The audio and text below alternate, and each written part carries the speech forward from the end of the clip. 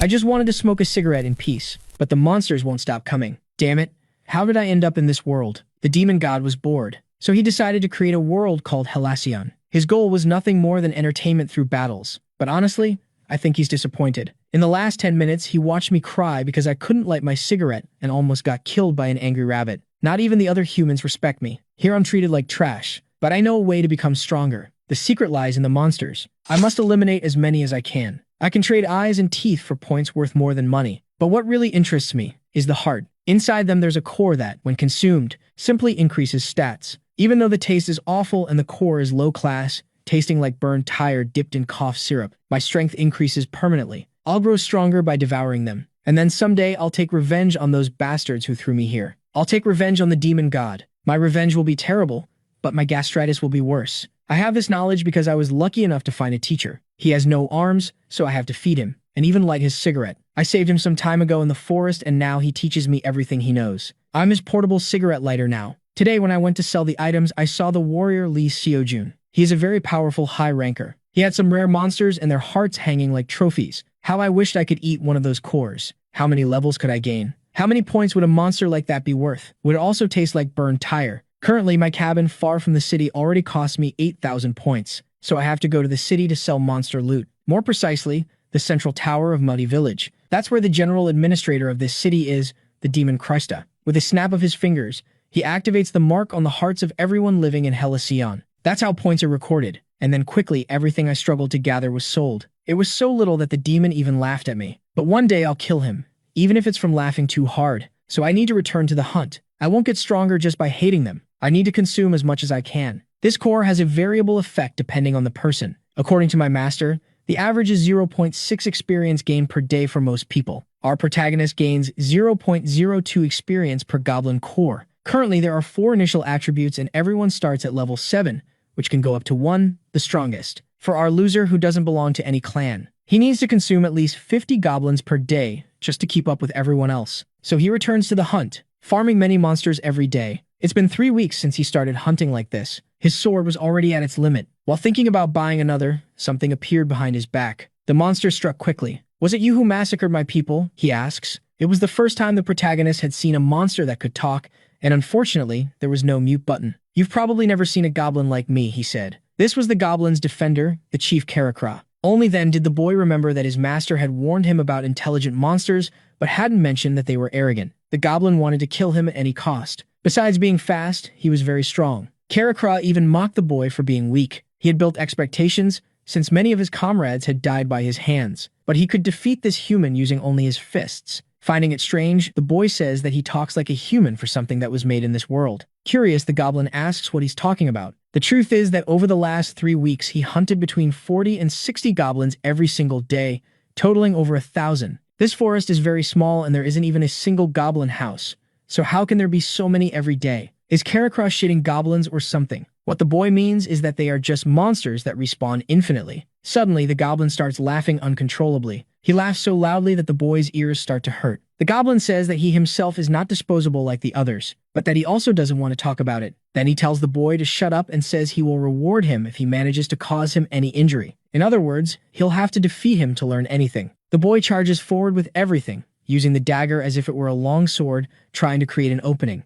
But the monster was very smart, so the boy decides to change his attack, but the goblin defends it with ease, and even launches a counterattack. But at that moment, the boy says he should earn his reward. The goblin laughs and says this is finally getting fun. In a fraction of a second, he appears right in front of him. He was much faster now. Quickly, he reached the boy and struck him several times, throwing him away, making him crash into a tree, and the tree won the fight. Several ribs were broken. The monster was excited by the fight and was about to deliver the finishing blow. But the boy ran with all his strength. He needed to know about the demons. So once again, he returned to trading blows with the monster, forcing him to back away. The goblin was curious about how the boy was still moving despite having broken ribs and an injured left arm. Once again, he asked how the goblin had arrived in Halcyon. Excited by the battle, the monster says he'll answer while they fight. The truth is that he wasn't dragged into this world, he came because he wanted to. He was hired by some demons, and in short, he's a mercenary, a freelance agent of evil. Hearing this, the boy starts begging him to explain how to leave this place. At that moment, the monster thought the boy had lowered his guard, but he was kicked hard in the stomach and also took several dagger strikes. The monster actually bled and tried to counterattack, But the boy was determined and drove his dagger straight into the center of the monster's chest. Everything was over. The goblin chief had truly lost, but he still wasn't dead and decided to tell everything. The truth is that he was deceived by the demons and became trapped there. Because of a fake contract made for him as a mercenary, he can't return to his home. Realizing he can no longer get any more information from the goblin, the boy says he's leaving. But the monster says he must receive his reward, and also says he will give him some tips. So the boy offers him a cigarette. And yes, the monster is actually smoking with the boy. The bastard spends the entire manhwa smoking, and now wants to get the monsters addicted too. Returning to the tower, the demon continues with the mockery. The hero asked to be treated. The demon accepted to do so in exchange for 10,000 points. And so he began the healing process, using a small spell on each wound in order to patch it up. The one with the black wings realized that the adventure must have gotten a lot of money, lack of usual complaint regarding the cost. Our hero then handed the demon a bag, wanting to know more about what could be done with what's inside it. The administrator knew very well that those weren't regular materials, yet upon seeing them was still left shocked, as those men that the young man had managed to slay were the powerful goblin chief. But the human didn't identify the demon's response, as he urged him to showcase his options. So, with a quick snap of the demon's finger, a window panel appeared before our hero. And so, as he was about to choose from between the many options, he began to recall his most recent encounter when the powerful warrior asked to be devoured by him, while wondering if his killer, just like the rest of the goblins, knew about the secret method unlike him. Cha Muyuk affirmed that he did, but still had his doubts. The goblin chief immediately realized that the young man's hesitation was due to his unusual human characteristics, which wasn't a surprise coming from humanity's philosophy, and he asked him to pay it no mind, as it was an honor for one to become a part of his killer. The dying monster urged the protagonist to use his entire body, even as the young man still had his doubts. But the monster explained how his nails had great value, as they were recognized for their toughness among his family. With that being said, the human had no choice but to accept and express his gratitude towards the dying goblin. Karakra apologized for luring the protagonist into his weird fantasies one last time before passing away. Back to the present, as the young man gazed into the panel window that explained that the lens of the chief could enhance his vision, the hero realized once again how the goblin got what he wanted, and despite knowing that he was a monster, it was the only other to converse with him aside from the master. And as he began to think of how the chief goblin felt more like a friend, he asked the demon to transplant its eyes and teeth into him before asking if it was also possible with his nails. The demon confirmed that it was possible, and when asked if it could be tailored to the desired size, it affirmed that everything was possible with money. And with that being said, the young man felt thankful towards the goblin who became a part of him. Later that night, Cha Muyuk began to admire his Wolverine-like claws, making his master call him out for being a geek. And when asked if the claws were an odd transplant, the armless one affirmed that it wasn't, as they were perfect for sneak attacks. Cha Muyuk then regretted spending so many points on adding the remains of his friend to his own body. These ranked 7 weapons that would evolve with their owner are impossible to restore despite being known for their hardness and sharpness. The master asked students if Karakra had a core, which he confirms, and as he pointed out to his student, it must have given him great experience. He realized how far away his mind seemed. Realizing that something was on the mind of his student, the man decided to converse about it on a smoke break. The teacher explained how prideful chief goblins are and how it was his disciple's first time fighting a smart monster. Before claiming that the young one would meet even more on his journey and could have truthful conversations with them, like the one he had with the goblin chief. And upon seeing how the young man was shocked to see him aware of his talk with the monster, the main thing that his expression gave away. He then advised the student to not hesitate when it comes to killing for progress, like the goblin chief must have advised him as well. The master explained that despite the bad feeling of killing a heartful creature, it had to be done in this continent, as trust and mercy could lead to disaster's defeat. Before giving himself as an example. Yet as the young one grew concerned, the Armis plan explained that he needs to be happy to have won and live to tell the tale, and that the claws within his hands were proof that he was a warrior. According to the master, his disciple had every right to be proud of himself. The flattered one expressed his gratitude towards his teacher for his warm words. When asked about his growth level, the young one affirmed that it exceeded all of his expectations. The next day, the claws were being put to the test. Out here, he charged right up ahead, before slashing a goblin with his new weapon, leaving it in great pain. Before ultimately killing it, Korean Wolverine then shook the blood off his claws, making the blue splatter all over the ground. Upon absorbing the goblin chief, the HP and strength of the protagonist had been boosted by 10%. Later on the same hunting grounds, Cha Muyuk began to think of how he was slowly beginning to adapt himself to his new transplant, as these names were truly becoming his extensions. The young man was shocked to see that he didn't feel any pain upon using the claws, that he had total control over their lands, And just as he was thinking of how he wanted to gain power to live up to the Master and Goblin Chief's expectations and on the brink of a crucial decision, someone suddenly called him. The bully had returned, claiming that it was refreshing to meet him once again. When the hero asked him how he knew about his whereabouts, he claimed that he wasn't stalking him, just because he stopped to say hi, before claiming that the hero doesn't frequent many places and that he didn't find any monster to hunt, which is why he went for a walk and met him by surprise. This greatly angered the protagonist, that the body decided to address some more important matters. Upon hearing that there were rumors around about him having killed a powerful enemy, Cha Mu-yuk, that his secret weapon had been spotted, treated the bully as a stalker once again. But Bei Youngchul decided to cut straight to the chase, before revealing that it was the administrator who told him so, and that he was certain that the big catch didn't earn the young man much. The Goblin Slayer was left angry at Krusta. What relief that his Wolverine claws weren't spotted by the bully. The boy quickly grabbed the hero and asked for a share of his reward, giving him intrigue. Bei Youngchul then reminded him that less than a week was left, and that the way he treats the protagonist greatly depends on the way the protagonist treats him, which is why he claimed that they should stay as good friends. And after claiming that they should meet once again after picking their classes, the bully finally left, leaving our hero full of fury, to the point where he wanted to stab him in the back using his new claws. Even so, he quickly ditched the idea. With a young man who was amazed to have lost his temper as such, he reminded himself that it was impossible for him to kill the bully, who was also protected by a guild. Despite this place being like a game, one could still lose an arm or a leg, as the concept of HP was non-existent. And despite his ability to do surprise attacks, he needed to wait. In 6 days, the adventurers would have spent 5 months in the continent, and they will need to pick a class in order to become official residents. This will give the adventurers new stats, like magic power, as well as the ability to use skills. Yet these great abilities come with even greater drawbacks, as it meant that those of round 13 would become able to murder each other. Currently, these adventurers were unable to kill each other due to the Well of the Demons, yet killing and stealing will become crucial after 6 days. Those who had been in the content for the longest are usually the most out of danger, yet even they only had a year as the protection would eventually fade away. Our protagonist, clanless and guildless, decided to use his acquaintance with his master and the Goblin Chief in order to grow stronger for the sake of survival. And in order to gain power, the young man must first get accused of his valor and claws. Upon being spotted by the monster known as Patcherus, the young man began to think of how a giant frog-looking monster many users use its poisonous tongue for attacks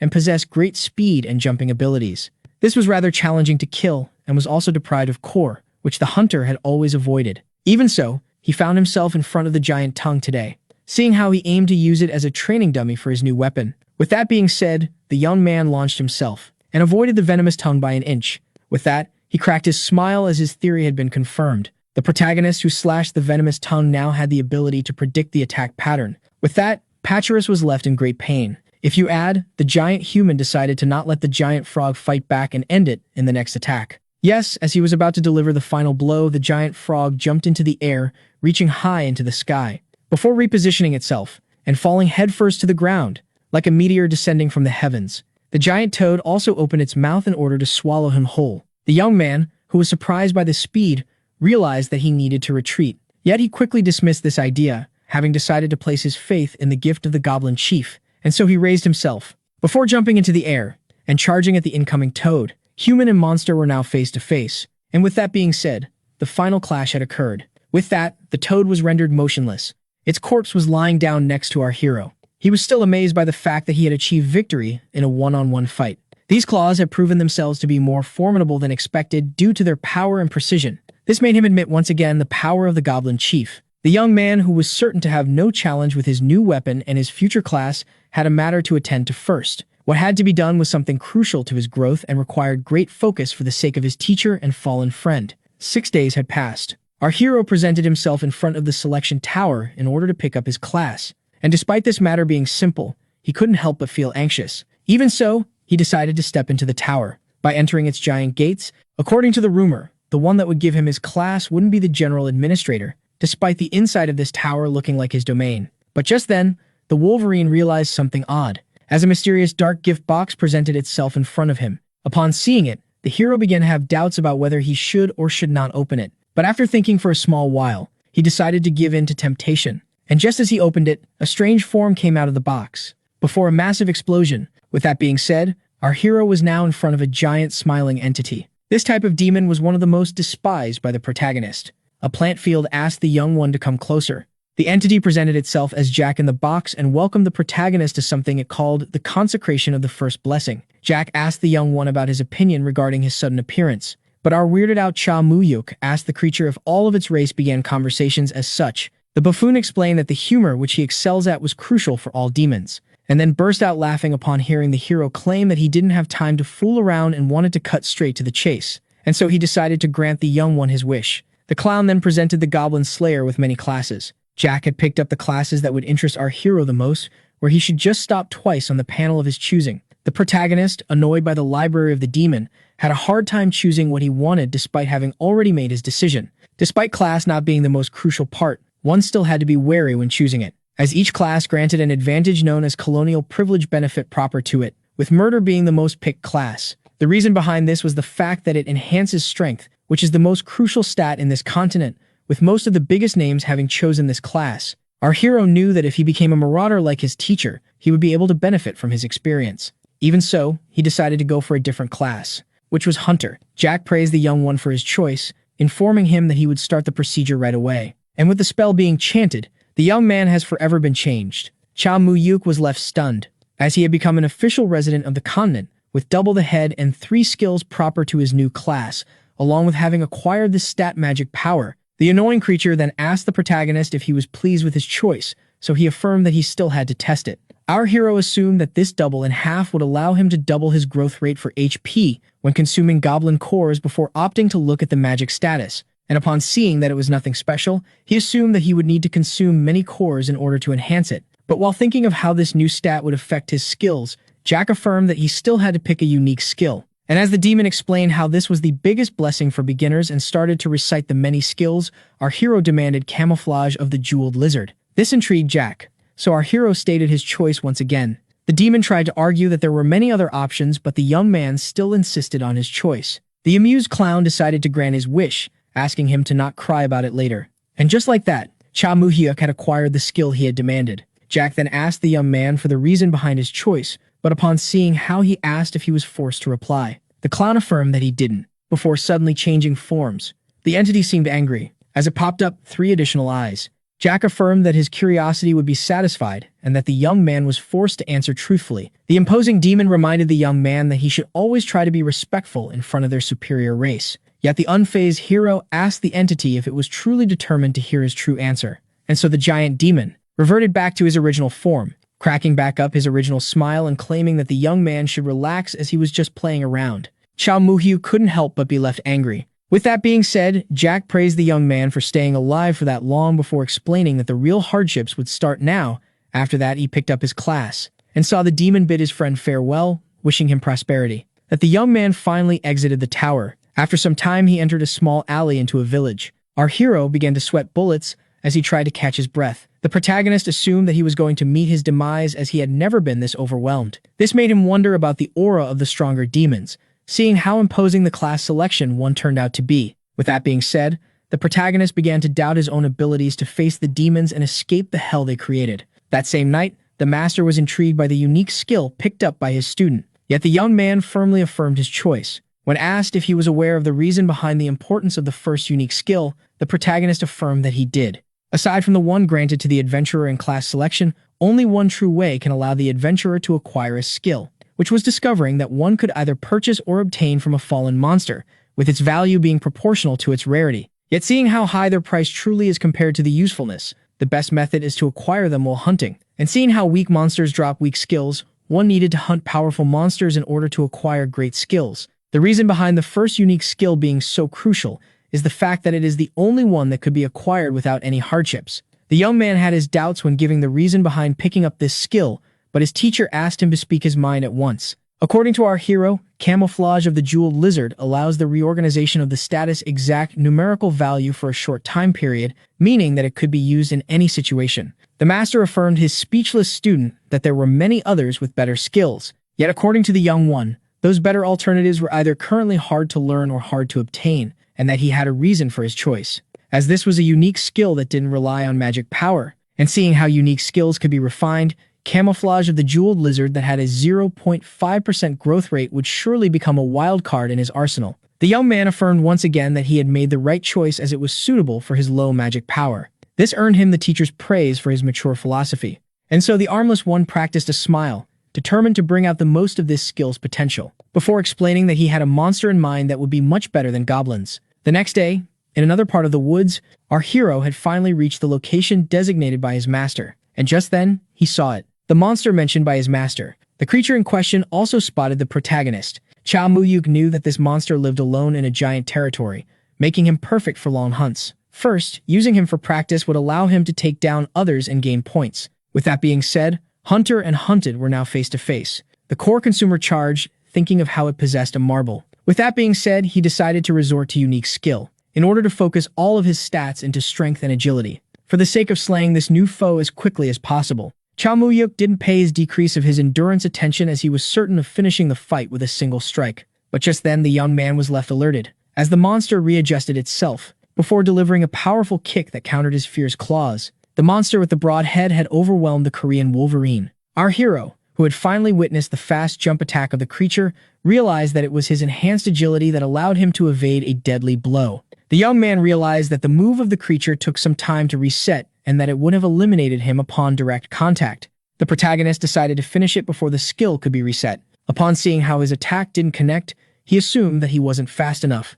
Only then did he realize that he was forced to parry an attack, and just like that, the hunter tanked the tail of the monster. That knocked him a few feet away. Yet this miscalculation allowed the young man to firmly grasp the power of the target's tail. This also made him realize that his unique skill was to defeat the pig-like kangaroo. With that being said, he dodged crushing death, only to find the monster right above him shortly after. The creature then let out a roar, before bracing itself and swinging its giant tail. Yet upon going for the strike, the protagonist was nowhere to be found. Only then did the young man appear right behind it. The mutant was left in a tough situation, trying to react. Yet the hunter knew very well that victory had already been achieved, as he slashed through the monster's chest using his claws, making it cough blood and scream. And as the young man firmly planted his extensions into the monster, its corpse was rendered lifeless.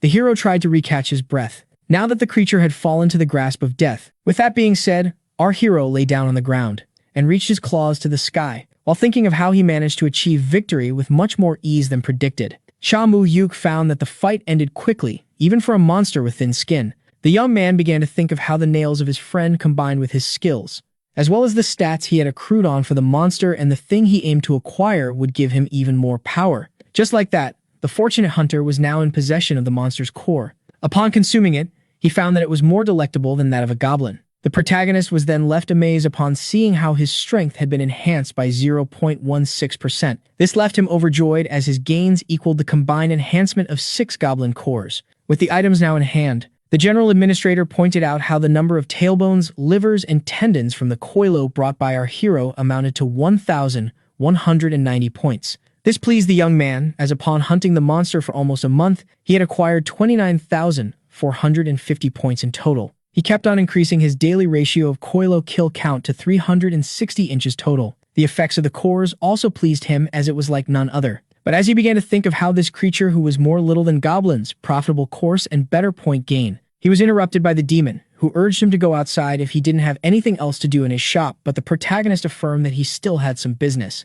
The annoyed black-winged ones assumed that the young man was about to buy cigarettes, but upon hearing his desire to pay his rent up front, he called him out for this bad decision, as these were unpredictable times despite the young man having money. The demon then asked him if he needed anything else, so the young man revealed how he would be abstaining himself from the forced haunt. This revelation shocked the creature, who explained how he would have to pay a total of 10,000 points in order to evade the task. Seeing the hero insisting, he reminded him how fruitful the first forced hunt could be, and even then he remained firm in his decision. This lack of guts, despite having gained power, greatly entertained the demon, who granted the young man's wish, claiming that retreating could also be considered a plan. Just like that, rent and penalty had been paid at once. Chao Muyuk knew very well that he could most likely get great gear by slaying weak monsters in the forced hunt, and even get skill rings if fortune smiled upon him, yet he needed to avoid it in order to ensure his survival. As in the first haunt, our hero would face all the contestants who were backed up by a group which could place his income and life in danger. The young man also planned to sneak into the hunting grounds of the clans and guilds in order to farm points while all would be distracted by the first hunt.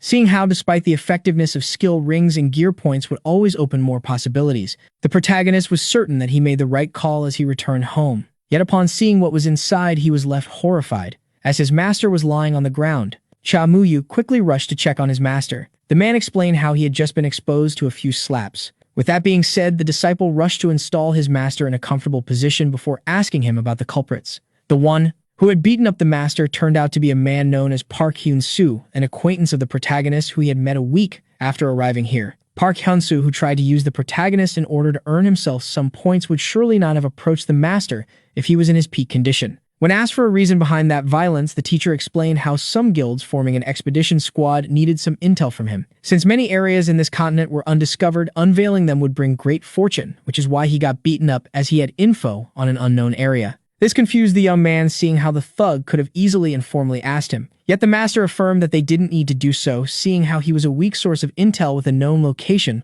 before pointing out the kind nature of his student. This greatly angered Cha Muyuk. The master then asked the student to avoid any direct combat with the man who might come for him, seeing how he didn't get any intel the first time. But the angered one explained that, as a newbie, he was unkillable by the older residents, meaning that he had no reason to fear. Yet upon hearing the teacher who endured the beating due to his stats explain that the bully was still too strong for him, he claimed that he wouldn't seek combat but be prepared for it. Later on, while walking in the woods, our protagonist realized that the skills he kept on spamming had been strengthened a little. He also knew very well that he had to enhance his health and stamina, as this Hun T would be a long one, which is why he tried to balance his stats. But just then, something caught his attention. The protagonist was now face to face with a rainbow snake, a brilliant forest monster whose eyes, venom, and skin could be sold for an extremely high price. Our hero could even use its meat as food for himself or a way to lure other monsters. He was particularly startled to have met this monster at the start of his journey. With that being said, the creature was left alerted. The scared reptile charged at the Korean Wolverine, only for our hero to go for a thrust that struck the monster's upper jaw. And just like that, the rainbow snake had been slain. Cha Mu-yuk speculated to earn more points than he had predicted if he stumbled upon more expensive monsters who were easy to kill, and so he was determined to clear this area of monsters before the first hunt could reach its end. Shortly after, the young man took his fighting stance once again, as he was now face to face with a golem. Silence reigned supreme as monster and human were face to face. The golem was the first to attack, delivering a punch so powerful that it could crush the ground, but the quick hero managed to sneak himself behind it, before resorting to his powerful goblin nails and decapitating the giant of stone. Just like that, the Korean Wolverine had achieved yet another victory. Seeing how this item that he had gotten from this monster could be sold for 3,000 points, our protagonist realized that this place was truly a golden goose for newbies. Our protagonist was also pleased with his choice and unique skill, as its effectiveness allowed him to earn more than 12,000 points. Our hero happily recalled the baffled reaction of the general administrator, wishing that he could have captured this moment forever. Yet, while thinking of how this forest was the property of a major clan, and how Ivory was useless, as all were facing the same problem, he suddenly heard something. The start of the protagonist quickly pulled out his claws, still baffled by the fact that someone approached him without him noticing. With his claws out, the mysterious one hiding was left intrigued. Cha Mu-hyuk, who was too distracted by his earnings, realized that another contestant in 13 rounds must have skipped the first hunt, meaning that it was certainly a first year. Seeing how only newbies were attracted to this forest, the young man speculated that he should rearrange his stats for the fight. But just as the young man raised his voice while speaking to the intruder and urging him to come out, a redhead suddenly appeared from the bush. Upon seeing the lady carrying a dagger, the hero recalled her well, as during his first 7 days on the continent, as he was trying to run for his life, a wild dog-like monster appeared. He and the other newbies tried to make a run for it. The protagonist was particularly terrified. But just then, he noticed something intriguing. As the lady, he didn't have the opportunity to know her name, yet he called her very well. In the state of panic, was the only one to face the monsters. While others were too scared to fight, she stood on the front lines alone. The ashamed protagonist was once among those who ran away. Upon hitting the girl, he asked him if they were both first years. He realized that she didn't remember him, just as expected. The hero even gave a shady answer when asked if he was alone, as her reaction was unpredictable. The lady wanted to know how long he had been in these hunting grounds, but the hero refused to answer once again before pointing out that they were here to accomplish the same goal, which is why they should cut to the chase. And with that being said, the lady stated that she would hunt in the east while he takes care of the west, before warning him of entering her territory. Cha Mu-yuk, the girl who turned out to be a fan of X-Men, asked the protagonist if he was inspired by the franchise while picking his weapon. The fake Wolverine affirmed that he only chose it for its efficiency, making the girl chuckle as she didn't want to admit the truth. This reaction made the young man blush a little. With that being said, she wished him luck, before going on her way and leaving him irritated. Cha Mu-hyuk was annoyed by the fact that a girl mocked him after spawning out of a bush, And while complaining about her attitude,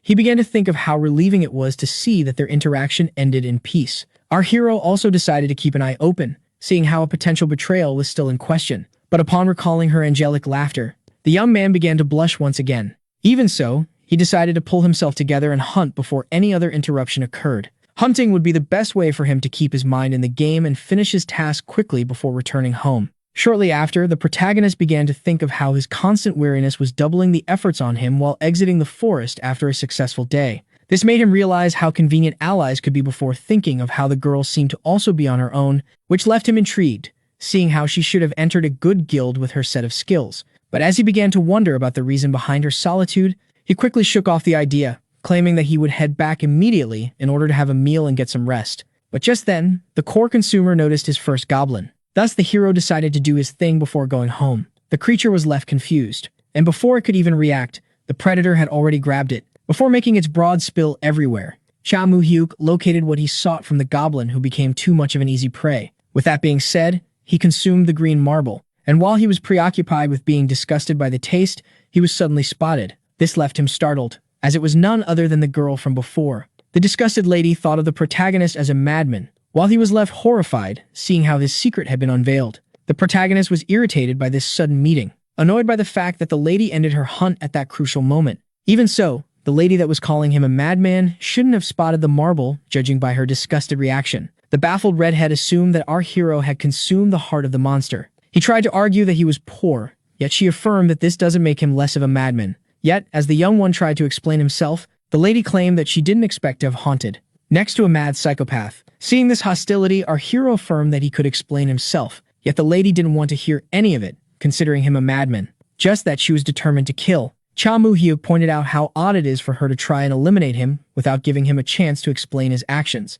The girl stopped for a second. Our protagonist explained that she would receive the fight if she sought it, yet it would be better to resolve it in peace. With that being said, he let out his claws in order to brace himself, before asking the lady what option she chose. According to the redhead, someone as crazy as him was too unpredictable to be left alive, but she accepted to talk it out, claiming to be a pacifist. First, our hero had 5 minutes to justify his actions. The Goblin Slayer claimed to have truly eaten the monster's heart, and it wasn't out of madness. The intrigue began to mock him for considering the heart a delicacy upon hearing this. Cha Mu-hyuk explained how he was living with his teacher and savior, who was rendered handicapped, and that his skills weren't enough for the both of them to survive, which is why he decided to apply the teachings of the man and consume monsters in order to save some money. Yes, the lady had her doubts, seeing how similar goblins were to humans while other animalistic monsters existed. So he explained how he was forced to consume goblins to survive. Living here was somewhat disgusting, upon claiming that the taste would be more pleasant after getting used to it, before offering her some, which she immediately declined. And when asked when he went for the heart, especially, the young man explained how he used it to replace vegetables. The redhead creeped out. Our hero then explained that despite being disgusted at first, he had no choice but to endure it, and he and the lady had similar stories, only different means to ends. This left her on his words.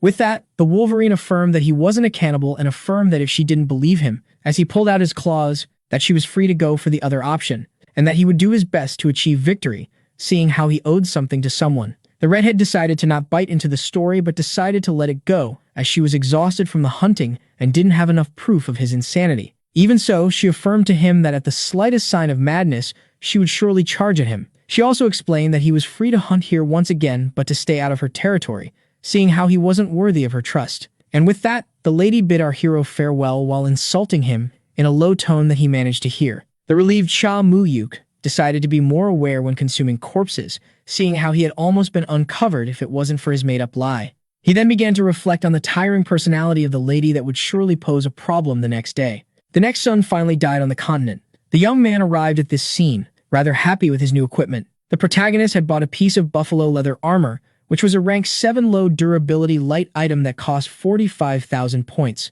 Our hero began to think of how convenient armor is, seeing how it could be paired with something else. The young man also wanted to earn 50,000 more points in order to purchase a skill ring that he desired, which would have been possible in 4 days, if it wasn't for the other adventurer, who gave him intriguing gazes. The protagonist assumed that she was awaiting his arrival, and so when he confronted her about it, she denied the whole thing and claimed that they should set their territories for the day. With that being done quickly, the lady warned him once again to not enter her grounds, yet he couldn't care less. But as she began to walk away, while mumbling to herself, she was called by the protagonist, leaving her even more irritated. Cha Mu-hyu claimed that they should introduce themselves to each other, seeing how they were forced to converse, only for his idea to be quickly rejected. This left the young man rather angered by the short temper of the lady, who even refused to state her name as she didn't have faith in him despite his good behavior. He then began to recall how his teacher once trusted his opponent, which led him to lose 3 lamps. And with that being said, decided to take his misfortune as an example, thinking of how the lady would have been friendlier outside the continent.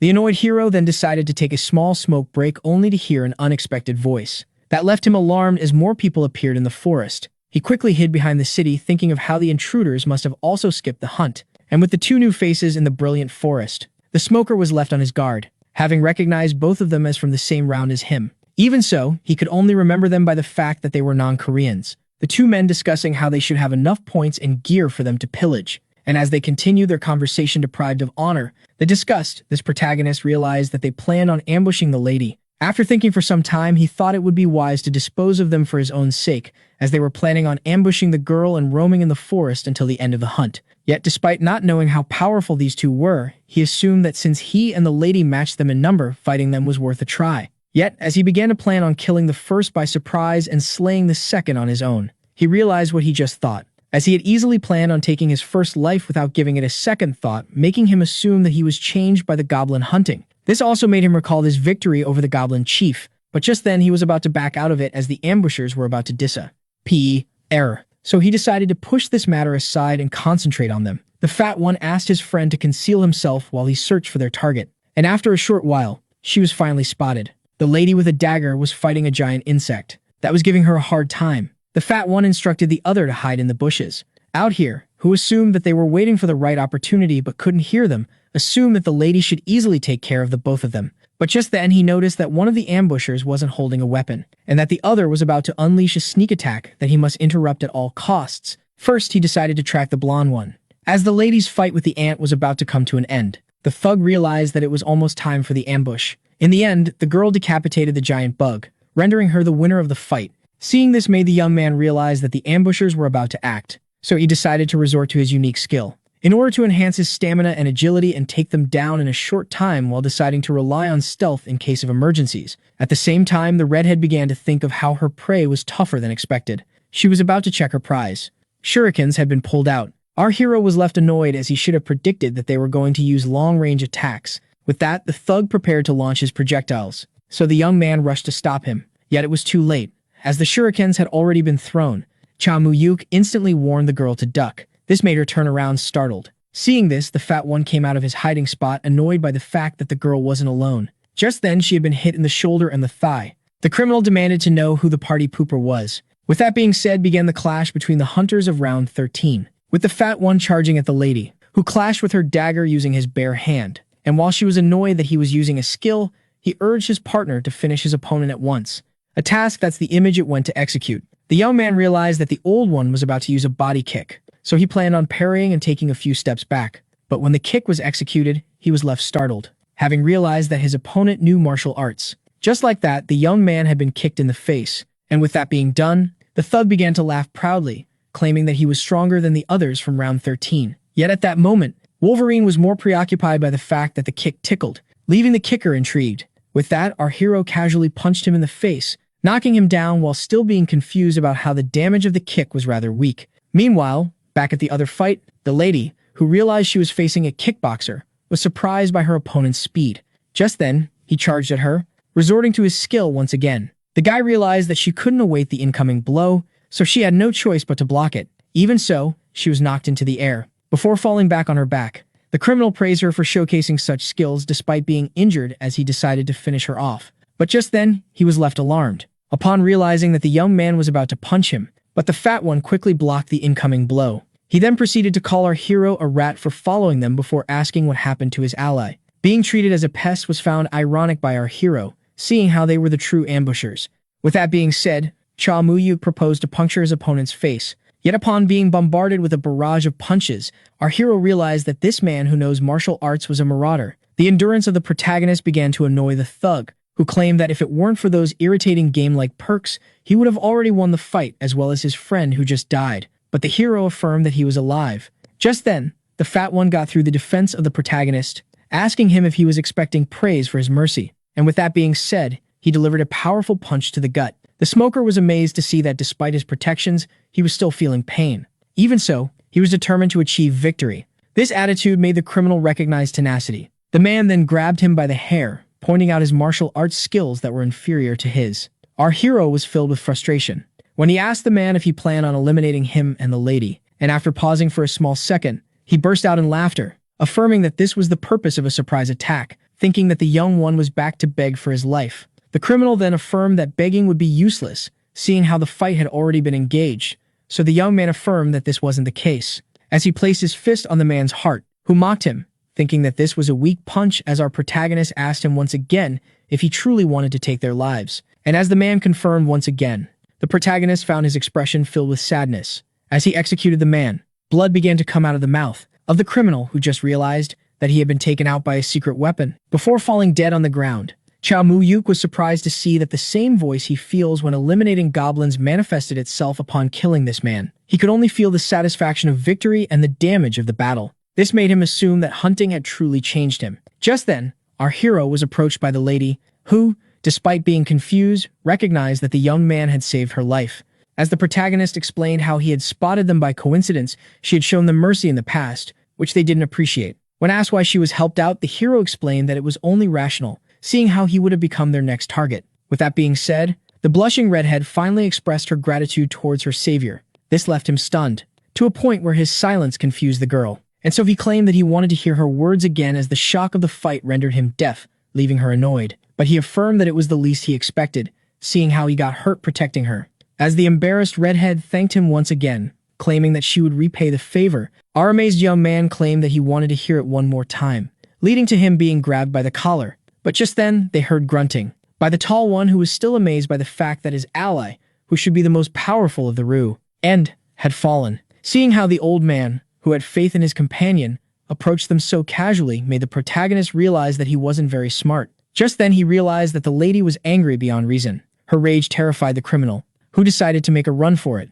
With that, the girl tried to attack him with the same shuriken he used on her as the protagonist tried to stop her. Yet once again, it was too late. And just like that, the projectile hit the man in the skull, making him fall dead on the ground. The frustrated hunter asked the lady for the reason behind her action, to which she responded by stating that it was only natural, seeing how they tried to kill them first. The protagonist tried to argue that there was no need to attack someone fleeing away, which left him intrigued, as he himself could understand the reason behind her anger. But just then the lady pointed out that something wasn't right, before calling the protagonist for not doing much in order to prevent the murder. This left him baffled, as silence reigned once again in the forest. The young one asked her if there was really no problem, which she confirmed with an annoyed expression. The Mark Harvest allows one to take the points of someone with no beating heart for a short period of time that could be eternal if placed in the tower. Our hero claims that he would consider both Mark's Mark Harvest as a token of her gratefulness, but the lady affirmed that it wasn't the case, as warning her about an incoming attack and helping her bat it were two different things in her book, leading the protagonist to be amazed by how difficult she is as she screamed at him to help her walk. The young man accepted to offer help, claiming that he was also injured, making the girl point out how he was less wounded than her. He explained how the thieves wasted their farming time, which made the lady assume that he wanted to make her feel guilt, yet he denied, stating that they must have a good loot, which the lady agreed with, seeing how powerful the thieves were. But as she began to complain about how she could have taken them on if it wasn't for the surprise attack, the hero realized that she wasn't so cold after getting to know her. This made him recall the words of the lady, which made him reflect, and when he was asked what was on his mind, he claimed to have forgotten what he wanted to ask her, but the girl used it as an opportunity to mock him for being a victim of Alzheimer's. This irritated the hero, who just recalled his question regarding the reason behind her not being in a guild. The girl was left intrigued by this question, so the protagonist explained how odd it was seeing how powerful she is. With that, she stopped for a second, before explaining how she was once a part of Six Pole. This left the protagonist amazed, as this was a family made by 6 strangers who were all Koreans, and when he asked about the reason behind her leaving them, her expression darkened, as she refused to answer the question. Our hero was left baffled, as this was his initial question. Seeing how there was no room for conversing with the lady, he decided to go hit himself while she complained about her broken leg. After a short while, they finally made it to the tower, and as the young man began to complain about how hard it was for him to carry her here, the angered girl affirmed once again that she was injured. With that being said, she pushed him aside, claiming that she could go on her own from now on, which she found pretty hurtful seeing how much he had helped her. But the girl affirmed that their helping was mutual. Yet just as he was about to leave, Regretting not ignoring her from the start, she uttered the word "So Young." The lady, who recalled how the young man wanted to exchange names, Charlie presented herself as An So Young to the protagonist, who introduced himself as well. With that being said, An So Young cracked an angelic smile as she bid him farewell, leaving him smitten. Only then was he approached by the entity with the black wings. That startled him and snapped him back to reality. The administrator, who realized that the young man had turned early due to his injuries, charged him 10,000 points once again for healing services. After the healing, when asked if he needed any other services, he claimed to have 2 marks. This pleased the blonde entity, who claimed that the young one finally realized that the best way to obtain points was to kill other contestants, explained how slaying monsters is good but one needed to kill other players in order to survive. This made him remember the murder of the goons, as well as the dark gaze of the lady, who pointed out how he didn't try to prevent the murders. The frustrated young man then pushed the demon away, and her name that he stumbled upon 2 contestants who had murdered each other, yet the demon didn't believe him one bit. With that being said, the administrator decided to check what he had looted. After finishing his business inside the tower, the young man began to complain about the demon trying to get on his nerves despite his already bad mood. He then began to wonder if his new partner had already returned to the forest. Before opening his panel window, and thinking of how the marks of the thugs contain 80,000 points which could allow him to get a decent skill, Cha Moo-hyuk knew very well that his heart was full and tortured by desires, yet he decided to gaze upon tomorrow. The protagonist decided to keep his quick growth going. Before looking at the tower, and thinking of how he would one day make the demons reveal everything to him. As the next day dawned, a giant frog that was in the forest suddenly felt alerted, so it unleashed its powerful tongue in order to attack, only for the attacker to jump at her from behind and stab the toad in this call using his powerful claws. Just like that, another monster had been slain. The protagonist cracked up a smile, seeing how pleasing the results were, as they were incredible and worth the loss of blood that he suffered. Rush of the Fearful Baroque was a unique skill that multiplies all stats except magic by 2 that our hero used to make the monsters in the brilliant forest as easy to hunt as goblins. Out here, he then snuck up behind a giant golem and charged at him from behind. Only then did he feel a sudden change, as the good thing came to an end. And while evading the incoming hit, he began to think of how this skill had a small duration that makes one feel heavy upon ending, which was something he needed to adapt to. Cha Moo-hyuk then climbed up the arm, thinking about how the other con was the long grace at a time caused by his lack of magic power. Magic and magic power were 2 different things, as the second has a reset time and doesn't require MP, which reduces the cooldown and increases efficiency once upgraded. Magic power was the only stat that couldn't be affected by his new unique skill, and the start of its long cooldown that needed to be shortened had many signs, with the first being a pain in the head, as the skill could be used once again once the agony is gone. As the protagonist picked up the core, he began to think of how the 20-minute cooldown would double if the new unique skill is paired up with his first one, which didn't seem unfair. The young man also realized that this skill could become his wild card once he got stronger, to the point where it could greatly help him in the upcoming trials. Shortly after, near the tower, the young man turned to the village, and was left shocked upon seeing many hunters exit the gate, which meant that the forced hunt came to an end. This greatly annoyed him as it meant that he needed to abandon the fancy hunting grounds that gave him great profits and go to his original spots. But just as the protagonist was about to set some items and go supper at home, he was suddenly approached by someone. When that turned out to be the bully who always seemed to locate him. As Cha Moo-hyuk pointed out how the hunt must have gone smoothly, the bully took it as some kind of insult, before claiming that he was only saying this to the protagonist, who tried to explain himself. Bae Yu-chul surprised the hero by suddenly showcasing his anger while he asked for the reason behind his absence, making the hero ask if this was truly a big deal. But the bully affirmed that it was, as he explained once again that the treatment he shows the protagonist is relative to the one he shows him. Bae Yu-chul then explained that his lackey could have at least shown up, leaving him rather disappointed. The bully then affirmed that teaming up with the young man was the only way to survive this continent, which is why this would be his last mercy. With that, he pushed the hero away before demanding him to show up to the next forced hunt. And as the harasser claimed that the young man could either be his lucky charm or his kill, Cha Moo-hyuk realized that something was weird. Just as the bully was about to hit the young man for his dark gazes, he was suddenly called by someone, who urged him to finish off their urgent business, making him rush to do it. With that being said, he left while warning the protagonist of the next hunt. The hero was intrigued by this change of personality and his desire to force their team up, only to realize that the reason wasn't so obscure, as he had gone through it too. The event of taking a life. A month after this incident, the protagonist suggested digging in to his master, who was intrigued by the fact that he had spent quite some money in order to make the meal. The protagonist explained that since his earnings had increased and that he needed new gear, he would also buy fancy food, earning him the scold of his master, who realized the way his students lived on Earth and that he was longing for fat food, and so the teacher who couldn't eat at all proposed a cigarette before the meal. The man then pointed out to a student how the forced event was less than 72 hours away. With that being said, the master firmly advised his young student to go all out in the upcoming hunt, which he accepted to do. He then pointed out how the bully was dragging his disciple into the event, who he claimed to be even faster than this continent. Bei Yugchul must have realized that the fruitful hunt is extremely violent after taking a life.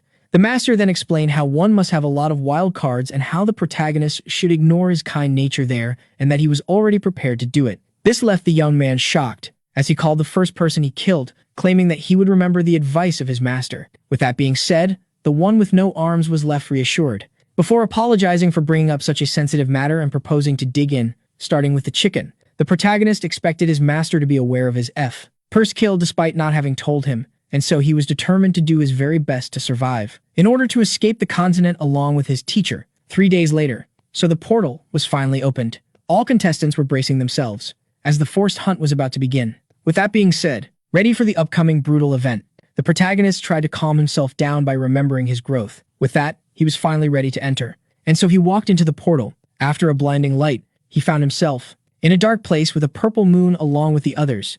And just as he began to wonder about their next action, an entity suddenly popped up, casually greeting the contestants. The demon, who noticed that they were newcomers, presented himself as Karo, the hunting enforcer. As the body asked him to cut straight to the chase with an angry tone, the entity pointed out how he was as enthusiastic as ever. The protagonist was left intrigued by the demon, who took this insult as a joke. With that being said, it presented the map of the hunt, as the place pointed to. Just like that, all were left amazed. As the enforcer presented the map as the Tower of Time, Cha Mu-hyuk and An So-young were amazed by how such a structure suddenly appeared. The demon explained that the name of the map was nothing, and that they needed to ascend to level 5 inches order to complete the hunt, and that the final floor only opens every 10 days and would be sealed until then. The entity then cheerfully explained that those who fail to enter the level would fade away with the map, which would be the best option for the weaklings.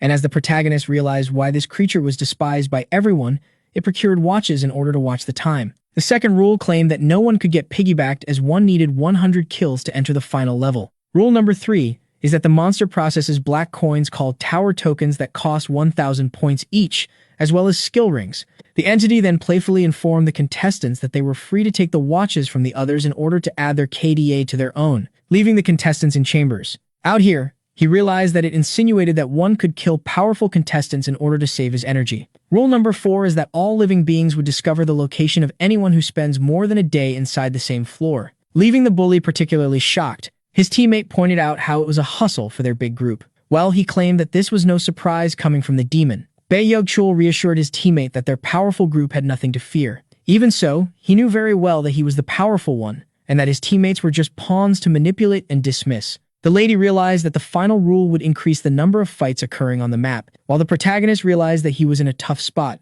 as due to his absence on the first hunt, no one was likely to take him on their team, with the exception being the bully who would surely betray him, meaning that his only option was the redhead. And so, after gathering the necessary courage to approach her, he was shocked to see her taking the first step instead. With that being said, they were now face to face. The young man was surprised to see that she was the one to propose the team-up. An So-young explained that the only option for a loner like him would be to work with her as she urged him to choose. This made our hero crack a smile, before accepting the team-up, when suddenly he was grabbed and dragged by the lady who urged him to hurry up. An So-young claimed that they should run as fast as possible, seeing how it had already started. The protagonist recognized once again how amazing this girl was. Seeing this left the bully in rage, as he urged his teammates to rush in as well. Bei Yugchul was angered by the fact that he was turned down but consoled himself by thinking of how he was going to dispose of the one he decided to kill. The enforcer was left annoyed, seeing how the rushing humans skipped what he still had to say, and so he decided to explain the rest at the entrance before admiring their passion.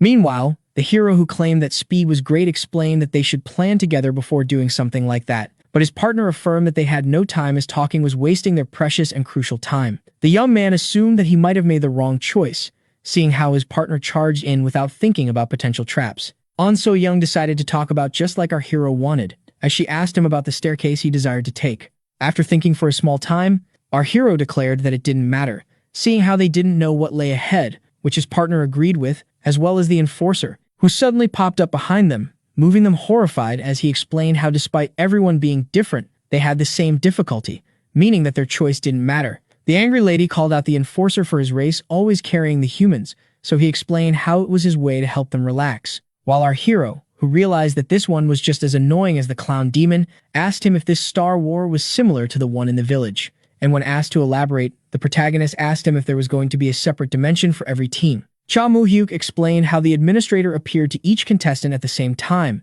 It was the explanation he didn't understand. The enforcer had a hard time following, so the young man clarified by pointing out how they didn't need to worry about other teams, seeing how the demon wanted to keep their floor a secret. Upon hearing this, the entity took a liking to the clever one, before giving him and his teammate a watch, and asking for this watch to be treasured as it would help them keep track of the days, as well as pressing it once to see their KDA and twice in order to know about their whereabouts, meaning that it would give them their exact location after entering a new level, while pressing it 3 times, would allow them to see the ranking. And with that, the demon also mentioned how they could be rewarded for their efforts and that anything that isn't picked up will be reset. The lady realized that it meant that they would fade away and that if a fight occurs at reset time, it will not be cancelled and the remains would not disappear.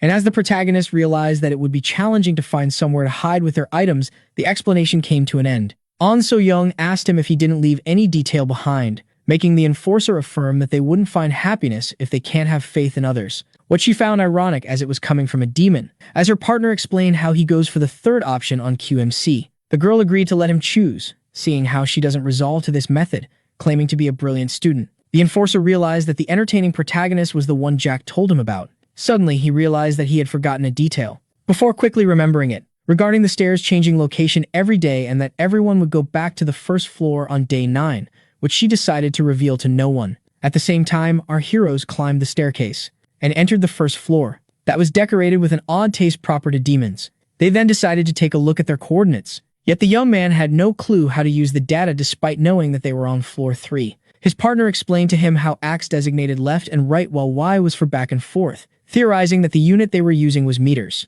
This mission, which seemed like a headache, made our hero want a cigarette, but the lady urged him not to do it as it would give away their location. With that being said, the two of them decided to take a look at the coordinates of the stair, which was the most precious intel. After some discreet scouting, they realized that the monster known as ramen soldiers appeared quickly. An So-young explained how she had met them in the castle ruins but didn't expect them here, which amazed our hero seeing how the ruins were difficult hunting grounds. But the lady explained that she only looked at the ruins without entering them, which is why she had survived this long, which seemed logical to our hero. The young man began to analyze the monsters, as rumor has it that they were powerful opponents to newbies who didn't concentrate on becoming stronger, meaning that he could take them on, but not the ruins on his own. He pointed out to his partner how they should be able to deal with the soldiers easily. Cha Moo-hyuk explained how he charged first while the girl waited for a chance to attack, and so he resorted to his first unique skill, in order to use the points of magic power to enhance the other stats, and by resorting to his skills to increase his life as his unique skill,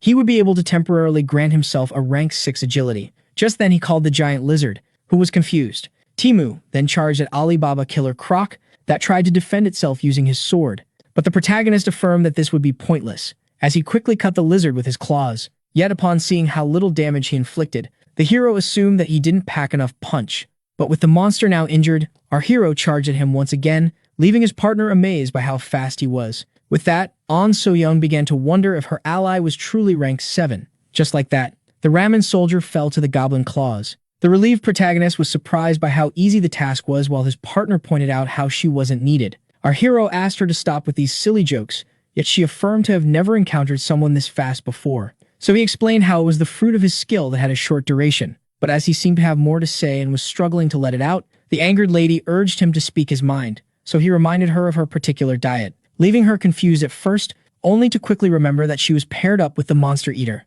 An lashed out at him for wanting to take a snack in this moment, but he affirmed that he needed the energy in order to keep going, and so he begged her to let him do his thing, seeing how they needed to open the monsters in order to collect the tower tokens. The redhead had no choice but to leave the man to exert his madness, who expressed his gratitude. Our hero rushed to the dead lizard, leaving her disgusted. Cha Moo-hyuk recalled how this type had a core, and so he began dissecting it, before joyfully searching through its organs. Shortly after, our hero found his desired piece of the monster, that he immediately consumed to the girl's horror. This allowed him to enhance his endurance by a small amount that was still higher than Koilo's and would have been double if it was health. And while he was enthusiastic about the fast growth that it would offer, his partner urged him to search for the tokens. But seeing how excited he was, she was now more certain than ever that he was a psychopath. Shortly after, our hero was now in possession of a tower token that was similar to a coin. The lady immediately went on her way while he tried to ask her about the share of the gains. So she angrily explained that they should just do the normal thing and split it in half. With that, she urged him to get going as they needed to hunt as much as possible in order to guarantee survival. Despite his partner being annoyed, the young man who had no choice but to consume the marbles needed to keep his secret as long as possible. But he still hasn't scratched the possibility of telling her if it would be a necessity to win the event. Meanwhile, as a fight occurred on the second floor, the humans finally eliminated the beast and were left pretty happy about their achievement that they found easy, as it meant that they could all acquire the needed number of kills. Meanwhile, their chief left in secret, as he planned on disposing of them on the last day in order to steal their kill and appear on the scoreboard in order to enter the final floor. Bae-Yugshul knew very well that ranking was more important than survival, as according to the demon, efforts will be rewarded. He then took a look at the ranking and realized that he must imitate them by stealing the KDA of others. And just as he was lost in thought, he was approached by one of his teammates, snapping him back to reality and explaining to him how they might not encounter any teams on this easy floor filled with weak monsters. Yet as the bully gave credit to the team, he began to mark his teammate in secret for being happy to not have the chance to steal kills. The young one attributed all of their success to their chief before calling out certain someones on their decision, leaving the bully intrigued. The young man was referring to the protagonist and his teammates who foolishly charged ahead, refusing to team up with the chief. Bae-Yugshul explained how the hero was someone he helped in the past and someone who also denied help this time in order to be with a girl, as he was reminded of his presence. The bully was jealous of the one who ran off with the girl, yet knew very well it was a lethal foolishness, as he was determined to kill him and his new girlfriend. Meanwhile, the desert swordsman charged up ahead and delivered a powerful strike that the young man blocked with his claws. Our hero had a hard time holding up, due to the power of the monster. But just then, he was asked to retreat, and so he freed himself from the confrontation. Just as the ramen lizard was about to charge at him, he suddenly realized that he was the one being charged at, by none other than the redhead, who used a skill known as Strike of the Magic Warrior Rafaden. The monster tried to use his blade as a shield, but the crazed-looking one affirmed that it would be pointless, and so the sword of the monster began to crack, before ultimately breaking. Just like that, a swordsman had been stabbed by another. This left our hero blown away by the strength of his partner. An So-young pointed out how their styles, which weren't similar, worked well together. Cha Mu-yu called her out for stating that she wasn't needed despite all of her power after realizing that he needed to rework his plans to adjust to the girl's might.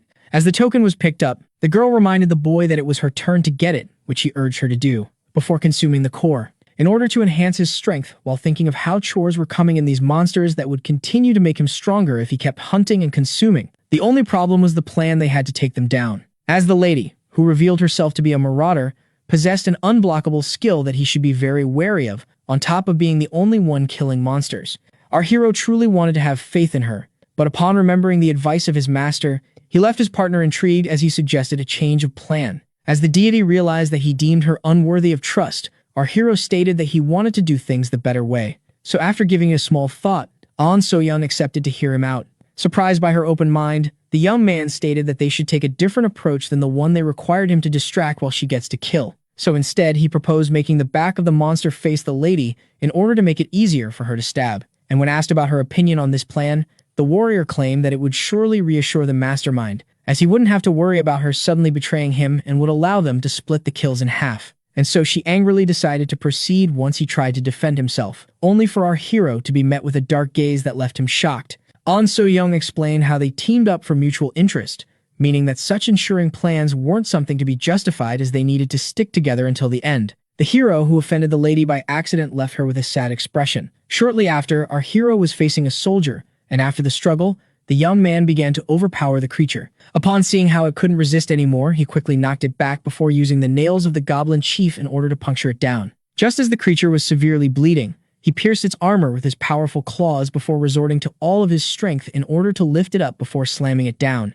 With the blood cleaned off from the claws, the fight was finally over. The girl called out the geek for perfectly imitating Wolverine, which he denied. Cha Mu-hyuk then urged her to stop slacking, but she explained how they had already killed 3 monsters and that he was the overexcited one. After another of our hero's arguments, the lady began to think of how much stronger her ally had gotten in such a short time after the brilliant forest to the point where the monsters here seemed like child's play to him. Meanwhile, the young man was left annoyed at accidentally finding the court he was searching for, while she began to think of how they both earned many points in the forest. Yet, while she was about to make a theory about his teacher, who might be the one behind his sudden growth, the hero claimed that it was her turn to get the coin. He asked her what was on her mind so that she got so distracted, yet she affirmed to not have reacted, seeing how she always approached the one she trusts. Only then did both of them blush upon realizing what she said. The young man urged her to say it back while his partner claimed that she wanted to have a meal. He tried to ask her once again, only to be interrupted by the one who wanted to close the subject, claiming that nutrition was essential for hunting. Thus, he agreed to have a meal. On So-young asked him about his water reserve, claiming to not have brought much, to which she responded by revealing to only have one bottle. This made the girl mock him for assuming that there would be water in this dungeon, yet he affirmed that there is a nearby fountain. But as the lady explained how this water was too mysterious and shady to drink, the young man pointed out how she must not possess a certain item. While the water was definitely confusing, the hunter reached into his pocket in order to showcase his purification powder, a cheap item that should be bought in masses that makes almost any water good to drink. An So-young claimed to have only entered the dungeon with the essentials and combat items before giving the lady the powder that should last until the end of the event. The shocked girl tried to argue that she should pay him for the powder, yet the boy affirmed to have many more of this cheap item. She tried to argue that purification powder was rather precious in this dungeon, meaning that she now owed him, so he revealed that it was the reason behind this kindness. Cha Mu-yuk explained how much he had reflected on the concept of faith upon entering this dungeon, claiming to have found it weird to see the girl adapt so easily to the two attackers that she didn't hesitate to terminate, wondering if she would have done the same on Earth. According to the hero, this continent was a different world that affected their philosophy and that some things remain the same yet to change. The girl failed to grasp the relation between these words and their current situation, so he explained how she was the reason behind everything he had done. She was left surprised as he pointed out how she had always been quick to make decisions as if she already knew what must be done. He also claimed that she was stronger than him, which is why her will frightened him, as it meant change, but in reality she was still the same one protecting her morals. Cha Mu-hyuk affirmed that she didn't owe him anything, seeing how she was his beacon of hope and that he wished to protect their values in this land until the end. And so he expressed his gratefulness once again towards the lady before claiming that he still didn't trust her and that he was only giving her the powder she had earned. Cha Mu-yuk finally understood where the young man was coming from before looking at his gift and affirming that she shall not misuse it. Shortly after, An So-young felt grateful to have condensed energy capsules despite them lacking the warm feeling of real food, which is why the protagonist made a suggestion, claiming that the snake jerky he offered her was truly delicious, only for her to decline and ask what he was doing. The young man revealed he was looking at the rankings, which the lady found pointless as they couldn't even reach it. Upon taking a look at the list, some of its names left the hero uneasy. Cha Mu-yuk, who noticed that his teacher was in 4th place, began to wonder about the secret behind reaching the top ranks. He then began to recall how his master described the hunt as an awful place. The man claimed to have achieved great success, and to not have revealed it in order to not seem prideful, and that his well usage of the class Marauder led him to the peaks he once reached. The man then asked his disciple to do whatever he can without hesitation in order to survive the hellhole, and explained that failing to do so would render him a one-limbed man just like him, before affirming to him that he should do what needs to be done. Just then he was brought back to reality by his partner, who claimed that they should try to locate the exit. Cha Mu-yuk began to think of how he didn't want to embrace evil, despite kindness not being welcomed in this place. Our protagonist wanted to gain power in order to live as he pleases, before thinking of how he would continue to do his thing without sparing any effort, thinking that this was the meaning behind the words of his teacher.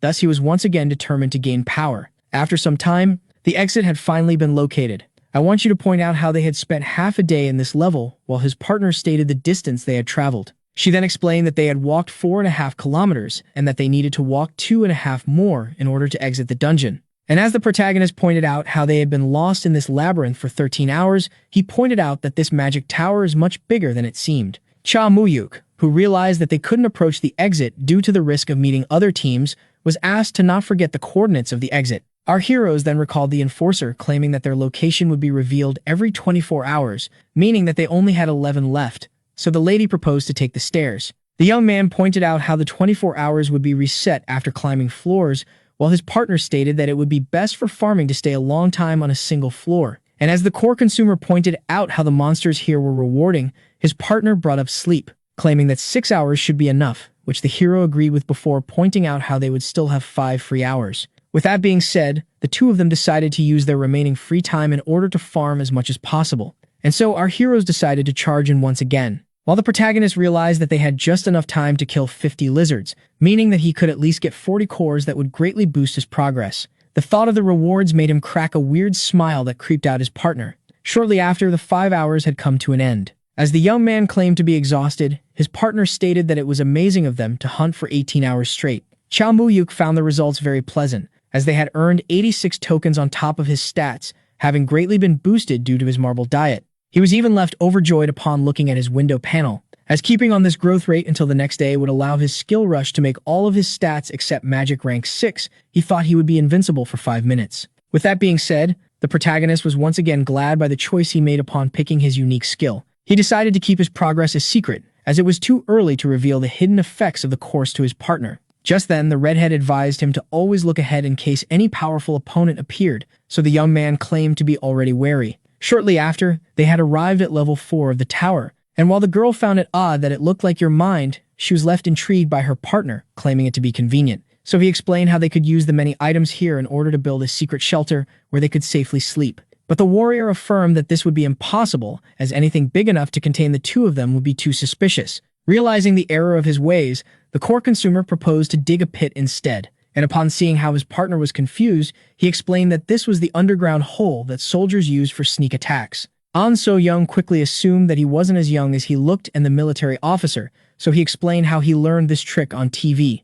The lady chuckled and proposed to proceed without losing track of time as they had 24 hours ahead of them. Cha Moo-hyuk realized that floor 2 and 3 shared the same coordinate system, and as he rushed to locate the perfect location for the pit to save as much time as possible, the lady reminded him that they had nothing to dig with. But just as he began to theorize that this mine must have a shovel, he was suddenly left to blush as his partner grabbed him by the shoulder, asking him to get down and turn his gaze. The protagonist tried to explain that he was startled, yet the lady urged him to look where she pointed, and so he did what she said, and quickly noticed that there was a fallen dwarf in these mines.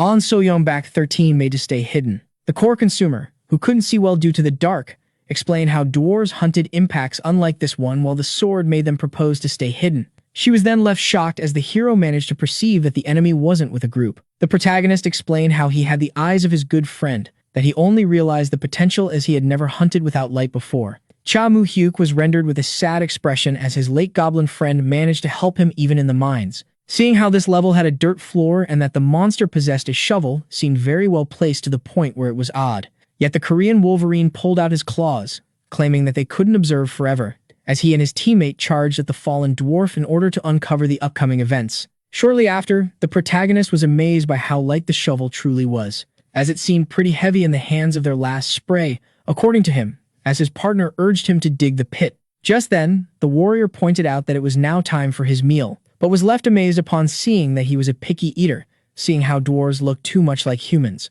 Having expected this reaction, the annoyed protagonist suggested to his happy partner to find a place to cook. Shortly after, they stumbled upon a place that seemed perfect to avoid surprise attacks. Cha Moo-hyuk pointed out how they had spent half an hour on the 4th floor, before starting to dig and instructing the girl on how to make her hole less suspicious, only for her to affirm that she knew what she was doing. And when asked about the desired duration of the nap, the good theme that 5 hours would be enough. The core consumer proposed to use some stuff in order to conceal the holes they just made, so the lady proposed to use the nearby minecarts. So upon moving the items, our heroes were left satisfied, as they had just made the perfect hiding spot that would have served as a great base if they didn't have to move every day. The girl, who realized that they had wasted too much time, proposed to immediately go to bed while the protagonist was left for it as they had no alarm to wake them up in time, only to be reminded that in this continent, they had been waking up early without resorting to technology. Even so, he proposed that the first to wake up alarms the other. An So-young accepted before pointing out how she had never expected to sleep in a hole. With that being said, each of the heroes went to his pit. Our protagonist, who didn't have much space, realized that he also didn't have the luxury to complain. He then began to think of how his new life forced him to wake up early without the use of alarms, making him wonder whether he had adapted or changed, as this would have been impossible for him back on Earth. But he assumed that gaining power would give him the answer he needed, and while wondering about strength, he saw his partner, who pointed out how he didn't lift a finger to prevent the murder before giving him her dark, cold gaze. Suddenly, the protagonist woke up in a cold sweat due to this nightmare that left him with a feeling of unease. The protagonist realized that they hadn't been spotted yet. Our hero then confirmed that they were alone, and that they had reached the 5-hour limit. The young man began to complain about sleeping in a dirt pit to the point where he began to miss his hut. With that being exactly decided, he woke up the girl, and upon seeing how there was no response, he knocked once again, trying to wake her up, only to be met by a blade in the face. The confused young man asked for the cause behind this reaction. The girl took a small moment of silence. She explained how it was only natural for her to be ready at all times and that the reaction of the angry boy meant that they were in the clear. With that being said, the two of them resumed their journey, before confirming that they were alone once again. The lady expressed how amazing she was that the plan of her partner was actually effective, only for him to affirm that he was no fool. She then began to wonder about the monster that they would face, seeing how they were reset every day while the protagonist claimed to be wondering about the tokens. After almost revealing his thirst for cores by accident, the girl teased him about one thing: monster hearts. And as the joke got on his nerves, the young lady began to chuckle. Shortly after, our heroes felt alerted. The protagonist began to wonder about the adversity, and was left overjoyed, seeing how they were ramen soldiers. Yet despite those being monsters that they already knew how to hunt, it would be difficult to take them on. They seemed to be more numerous compared to the last floor. This could endanger any adventure, according to the lady, as these creatures would be rather difficult to slay once they grouped up. So the Wolverine pulled out his claws while thinking of how they needed to gain power as fast as possible, as his partner urged him to not jump into danger. Even so, he activated his two unique skills, before charging right up ahead and asking his partner to await his signal as she tried to stop him. Just then, the monsters realized that they were being attacked by someone who knew very well that he could only take two of them at the same time. The young man knew very well that even with the help of his teammate, it would be difficult to deal with three lizards, seeing how her power could only be used with an opening. Thus, our hero judged it wise to gain power as quickly as possible by using the ramen soldiers. With that being said, he resorted to his goblin claws while being determined to consume all of their cores before they faded away. Just like that, the first monster had been stabbed in the chin. The young man adjusted his position, before charging at the second, and stabbing him in the same way. Just like that, two lizard men fell to goblin claws. So Young was amazed to see that her partner had gained power once again upon seeing him take two lizards at once. After a quick butchery, our hero had his first meal of the day, and felt that the fact that he had found two cores was a sign of fortune. With that being said, the young man claimed that he was thankful for the meal, while the lady was left with a dark expression. As she began to shiver in fear, An So Young proposed to move quickly, which confused the young man who just got a stamina boost. The lady explained that they needed to move early in order to gather intel about the other floors and the monsters residing in each of them. Our hero tried to argue that they still had half a day to spend here, so she affirmed that this wasn't about time. Seeing how they had more than 100 kills each, they should focus on gaining power and surviving, and that intel that doesn't come from Haunt was the best way to do that. Despite agreeing with her logic, the young man still wanted to farm a little more, as keeping up the pace would allow him to earn himself rank 6 health at the end of the hunt, as well as greatly boosting his other stats. So he decided to convince the girl to stay a little longer here by claiming that it would be for the best to not abandon the monsters they were most familiar with. An So Young claimed that it would be in their best interest to know about the other monsters as well as the other teams, while the protagonist claimed that he only had 86 kills. And despite the lady thinking that it wasn't much of a big deal, it would be for the best for him to reach 100, as one couldn't predict the future. The warrior claimed that he took a liking to the lizards, so he affirmed that it wasn't the case and that he just wanted to farm the monsters he knows the most about. And when asked if he didn't have any ulterior motives, the hero affirmed that he was only trying to survive this event as smoothly as possible. The girl was left to think, and she claimed that he only needed a little time, leaving her with no choice but to agree on the condition of quickly leaving once he was done, as intel was crucial, seeing how things would keep on getting trickier. An So Young realized that she was forced to accept, as discord would only bring them harm. Cha Muyuk, who realized that something was weird, began to fear the worst, as his partner looked at him strangely. Shortly after, another lizard had been stabbed, by none other than the protagonist. When asked if he had enough, he confirmed, leaving the lady angry, seeing how he had killed 17 more than needed and wasted 2 hours. The core consumer tried to argue that it was only natural, as they were perfecting their teamwork before bringing off the tokens to console the rushing lady. He also realized that he had lost control of himself due to his deep desire to level up,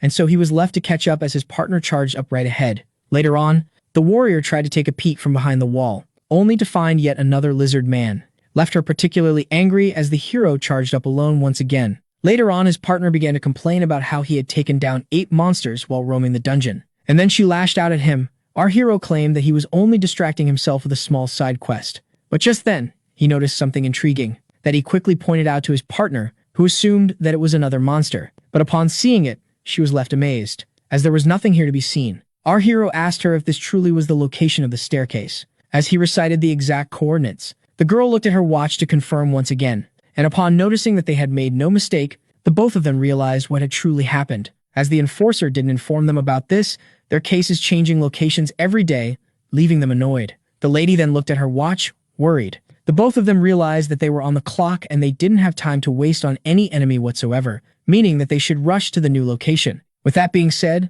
the lady charged up ahead once again without thinking much of it. The hero, disappointed by the wasted course and who was irritated by the enforcer, realized that it was urgent to locate the exit. Just then, they both spotted monsters at 12 o'clock, leaving them irritated as the encounter occurred sooner than expected. With that being said, the monsters charged at the heroes, who quickly diced them off before continuing the rushing search, and so they kept on slashing their way into the 4th floor. And just as one of them was about to hit the lady, the creature was taken from behind, by none other than the protagonist himself.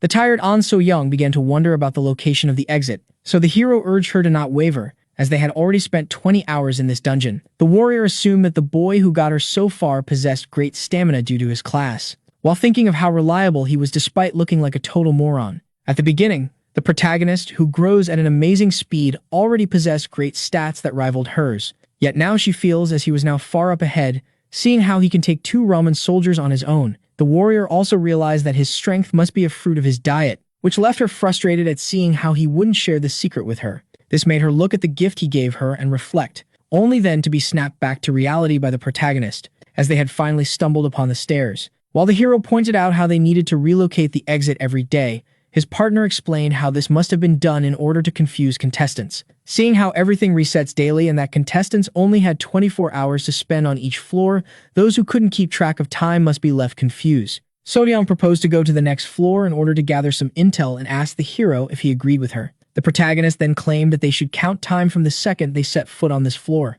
before accepting to move on, which left his partner intrigued, having assumed that he still wanted to farm a little more. The warriors recalled the words of the hunter regarding one keeping his values and hope, making her wonder if these things truly existed in this continent. Even so, An So-young decided to rely on her current power, the self, to gain in strength as she set this matter aside until she really pays the favor. Cha Mu-yuk pointed out that it was still the same floor, while his partner explained that only the monster differed. Just then, our hero's partner pointed to the monsters they recognize as the common mountain monster known as gnolls. As the lady explained how challenging those monsters would be, seeing how they would call for backup, the hero proposed to avoid them and get to the 2nd floor. The main reason behind this escape was the fact that the mountain monster didn't have any core, making him wonder if the lizards were the only ones. Our hero stated that each floor was home to a type of monster, meaning that there were 4 types in total, but the lady claimed that it was 5, counting the ice dwarves. This made him wish that the 4th and last type would have course, when suddenly, our heroes heard a sudden sound. An So-young asked the hero if he still wanted to go to level 2. Soy explained how this would be good for intel. Upon arriving at the 2nd floor, as the hero pointed out the odd decoration, his partner was still wondering about the source of the sound. The core consumer proposed to locate the source, so his partner looked at the time and explained that they had a lot of time before the big reset, before suggesting to explore this floor a little. An So-young pointed out that they also needed to take a look at the other floors and that they couldn't waste time, which he agreed with. With that being said, our heroes charged right ahead, with the warrior using her sword in order to make some cracks in the walls. Cha Mu-hyuk praised her on this Hansel and Gretel move as she explained how this aimed to reduce the searching time, before calling out the hero on letting her keep track of time and the stair location on her own, making the protagonist annoyed by the fact that he always forgot such details. Even so, he couldn't help but find it reassuring that he had someone to rely on for the first time to make up for his mistakes. Our heroes noticed that this floor was almost deprived of monsters, only for the warrior to be alerted by some kind of noise. And before the hero could talk, she shushed him in order to hear the strange sound. Upon realizing that this was an ominous voice, the protagonist pointed out that this must be the signal that alerts teams of anyone who stayed on the same floor for too long.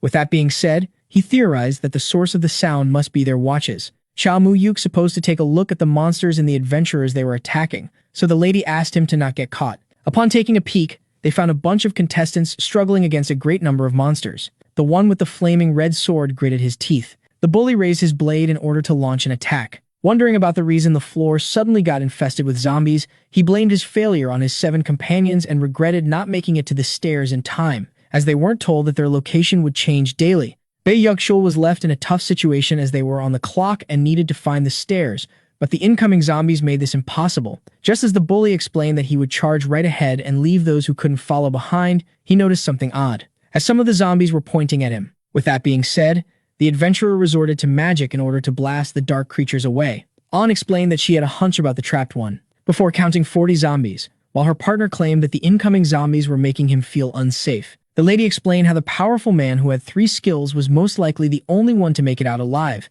Bai Chul possessed coordinated explosion, weapon enhancement, shadow shield, and possibly skin strengthening as well, making An realize that he might truly be the hope of the Black Dragon clan, seeing how much backed up he seemed, as well as the great magic reserves that he showcased. The bully was left annoyed by the zombies. He burst out in anger while activating a blue aura, leaving the protagonist shocked. Bai Chul then began to blast and cut the monsters at will. The hero recognized their skill as Gluttony of Mage Romaha, which was a unique skill of the settler class. This power would allow the bully to temporarily increase stats by stealing points from his opponent, making it great to create striking opportunities. Our hero realized that this power would be a pain in the neck for him, seeing how it would interfere with his own skills. But upon looking at the current state of the battle, the young man realized that victory was still possible. And just as An So-young proposed to leave the 8 men to their fate, she was left stunned upon hearing the protagonist suggest coming to their rescue. And while she was having a hard time believing it, he confirmed his suggestion once again. The amazed warrior began to wonder about the plan of the hunter,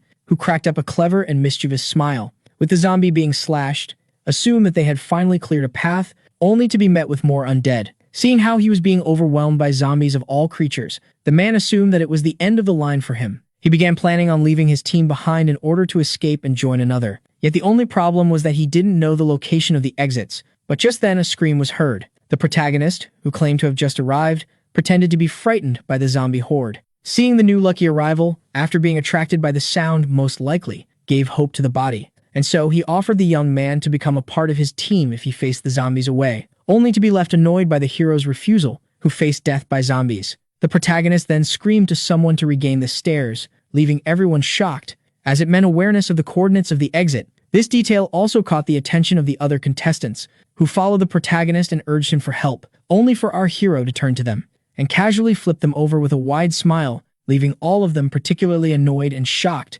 especially the team leader, who tore his way through the zombies, determined to eradicate the one who mocked him, in the most brutal way possible. Just like that, the party of adventurers made their way through the zombies. The angry team leader urged his team to move at once.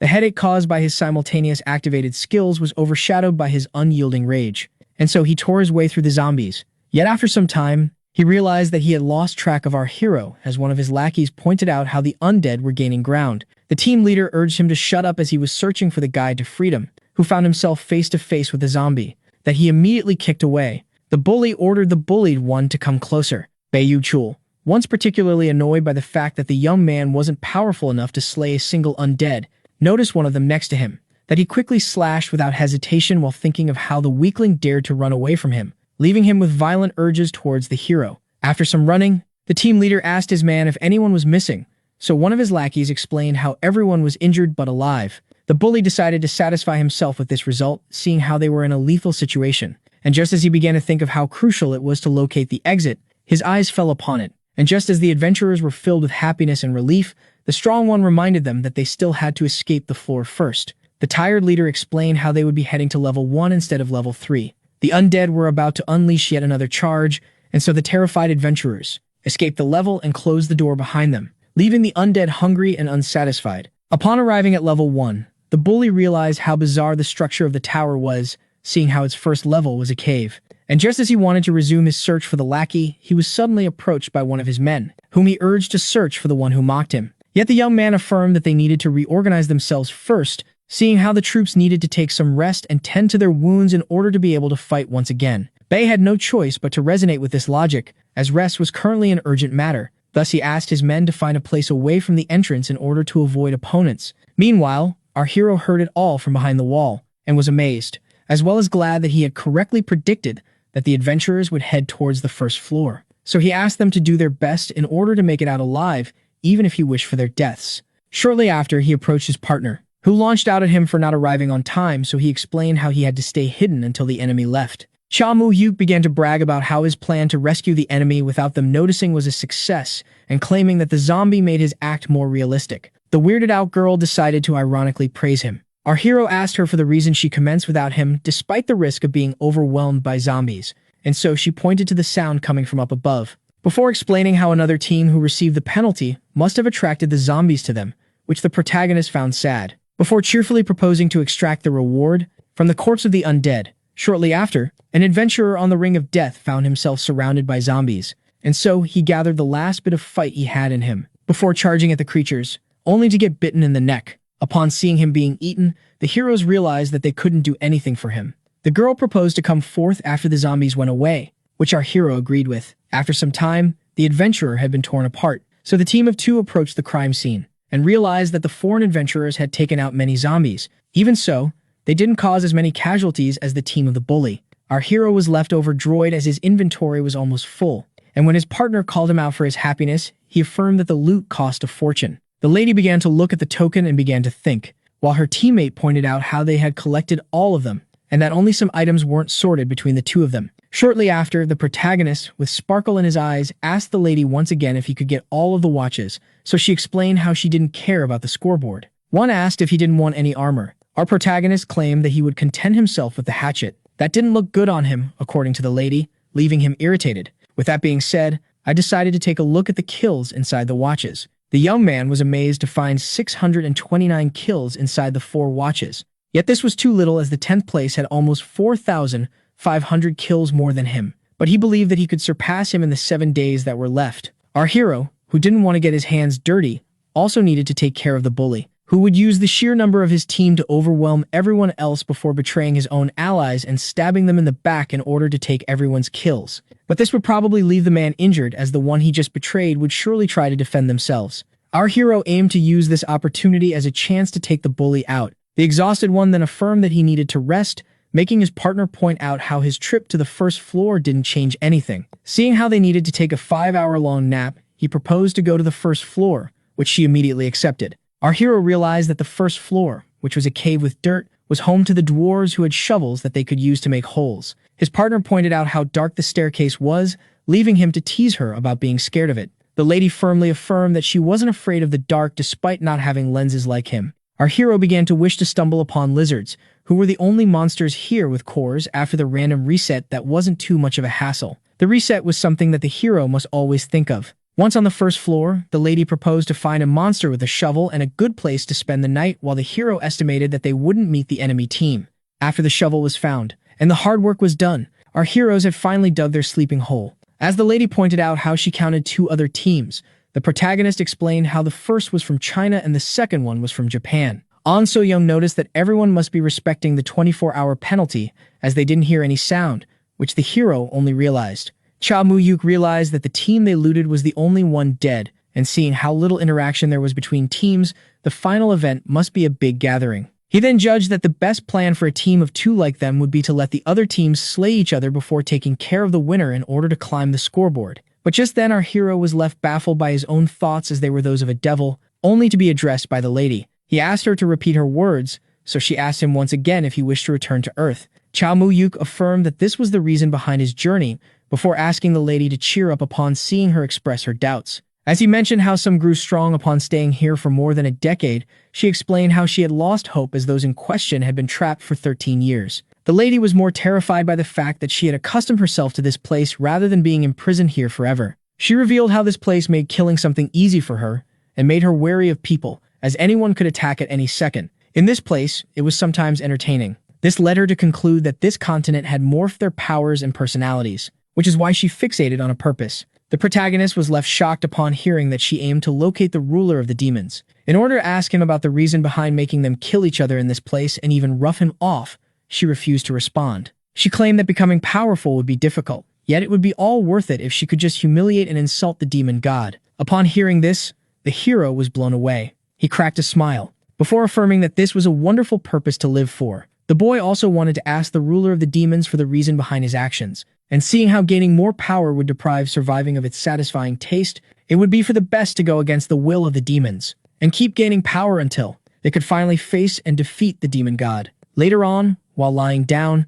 our hero realized that he got overexcited as this place wasn't fully similar to a game, meaning that there was no final boss. Only one thing was certain, and it was the fact that everyone here would eventually change, and adapt to the idea that death was a part of this world. He was also aware of the reason behind his partner revealing her dreams. Back then, she explained how she was too scared of change to realize that she wasn't on her own, but all changed upon meeting the protagonist, who was left intrigued at how she firstly assumed him to be a psychopath. An So-young explained how the boy wasn't different from the others and how she wished to be similar to him, seeing how he reminded her of her loved ones. Cha Mu-yuk brought up the possibility of him being a liar all along, so she explained how she wasn't going to blindly trust him, claiming that it was due to her trust issues that even affected her faith in herself. Seeing how powerful the protagonist was, she decided to ask him a selfish favor, which consisted of seeing his values and adhering to them until the end. And when asked why she decided to have such an emotional talk, she claimed that the moment felt right, stating that it was a hunch before going to sleep. The young man began to wonder if he was the first here the girl opened her heart to,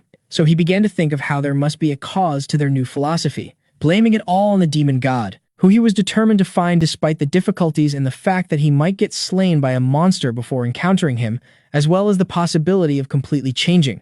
But until then, until he meets his target, he would always harbor a feeling of rage. Shortly after, a group of contestants walked by our hero's hideout, and one of them was quickly left intrigued. When his teammate asked him about the matter, he explained how he was sensing another presence. The friend of the young man quickly realized that he used his sense of smell to locate the others and asked him if they were far, which he denied. The man assumed that their targets must have passed by this point, which is why they should look for them before proceeding ahead.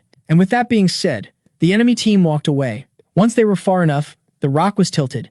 Our heroes had confirmed that they were now once again alone. An So-young stretched herself while Cha Mu-yuk pointed out the time, explaining how they had less than 6 hours on this floor, which wouldn't have been a problem if it weren't for the staircase changing locations. Later on, while walking on the first floor, the hero expressed his desire to meet Ramon's soldiers, making him inspired to call him out for relaxing, claiming that they might stumble upon a horde. Hearing the hero claim that the two of them could handle it together, the warrior began to wonder if he was laid back or just a complete moron. But just then, our hero was left startled upon having spotted a group of lizards. Seeing how there were 3 of them, the young ones quickly realized that the number of monsters increased by 1 with each day passing. The girl asked him if he wanted to proceed with the regular plan, but our hero decided to change the strategy, claiming that he would distract them and leave her with a final blow. He affirmed that he had faith in her with a wide smile, leaving her flustered with a blush. The protagonist wanted to use this opportunity to gain power, as he knew very well that he could handle 3 ramen soldiers on his own, and with that, he charged at the monsters, immediately slashing 2 of the 3. And before the last reptile could even understand, the lady charged at him. And before the monster could even realize it, he was stabbed in the gut by a human girl. Just like that, the 3 reptiles had been defeated. Our protagonist pointed out how this was easier than expected and how crucial experience was. But his partner knew very well that his sudden increase in speed wasn't the fruit of experience. And as he proposed to dissect the monsters in order to get their rewards, she realized how this was related to his diet. Just as the protagonist was lost in his thoughts, she asked him if this was a skill. When asked to elaborate, An So-young explained how the particular diet of the protagonist was the reason behind his immense progress, leaving him horrified. The young man assumed that it was now time to tell the truth, as she must have grown suspicious of him, seeing how much course he had consumed without mentioning how he would have eventually revealed the secret to her. An So-young took his silence as a refusal to answer her question, but the young man affirmed that it wasn't the case, as he was just curious about her question. The warrior explained how she also sought strength, claiming that he must have a skill that gets triggered upon eating. This intrigued our hero. Just then, he recalled a skill that fits this description, a skill that is considered very rare and that enhances one's stats by a small amount upon eating. And so, seeing how the girl was pressuring him, he decided to use this skill, which is almost impossible to acquire for a newbie, to cover up the truth. Yet, just as he was about to utter his lie, he began to hesitate, thinking that the lady had proven herself worthy of trust, only to remember his master affirming that trust was dangerous as it makes one lower his guard, comparing it to the blabber that one lets out of his mouth after getting drunk. And despite this causing only embarrassment in the real world, it would be lethal on the continent, as the core secret was a wild card that must stay hidden. With that being said, the protagonist affirmed using a skill. In the end, he decided to lie, falsely confirming the doubts of the girl regarding his fast growth. The young man was that flustered as his partner approached him, claiming that she just needed to make sure. And when asked about the place he obtained the skill, the young one claimed to have found it while hunting. Due to his amazing luck, the amazed lady stated that she was jealous of his good fortune. She explained how she had fallen and assumed that there was a lazy way for one to gain power, which the hero immediately denied. With that being said, the warrior suggested to the hunter to farm some more while looking for the stairs, which he accepted. Cha Mu-yuk was amazed by how easily she believed him, thinking that it wasn't time to reveal the truth to the one who knows he has hidden secrets. Seeing how his master firmly advised him to be wary of people, and seeing how the warrior was the type of person to do anything for power, he had to make sure she was worthy of the same trust he gives his master. Thus, he decided to keep on lying for the time being. Shortly after, a ramen soldier was hit with an axe on the head. His confused teammates, who spotted the attackers, quickly took a combat stance. Our hero complimented his partner on her increasing speed, stating that it was no time for praises. Shortly after, our hero opened the lizard in order to grab the core that he wanted, and upon consuming it, he realized that his stamina was now off rank 6, moving him very much overjoyed.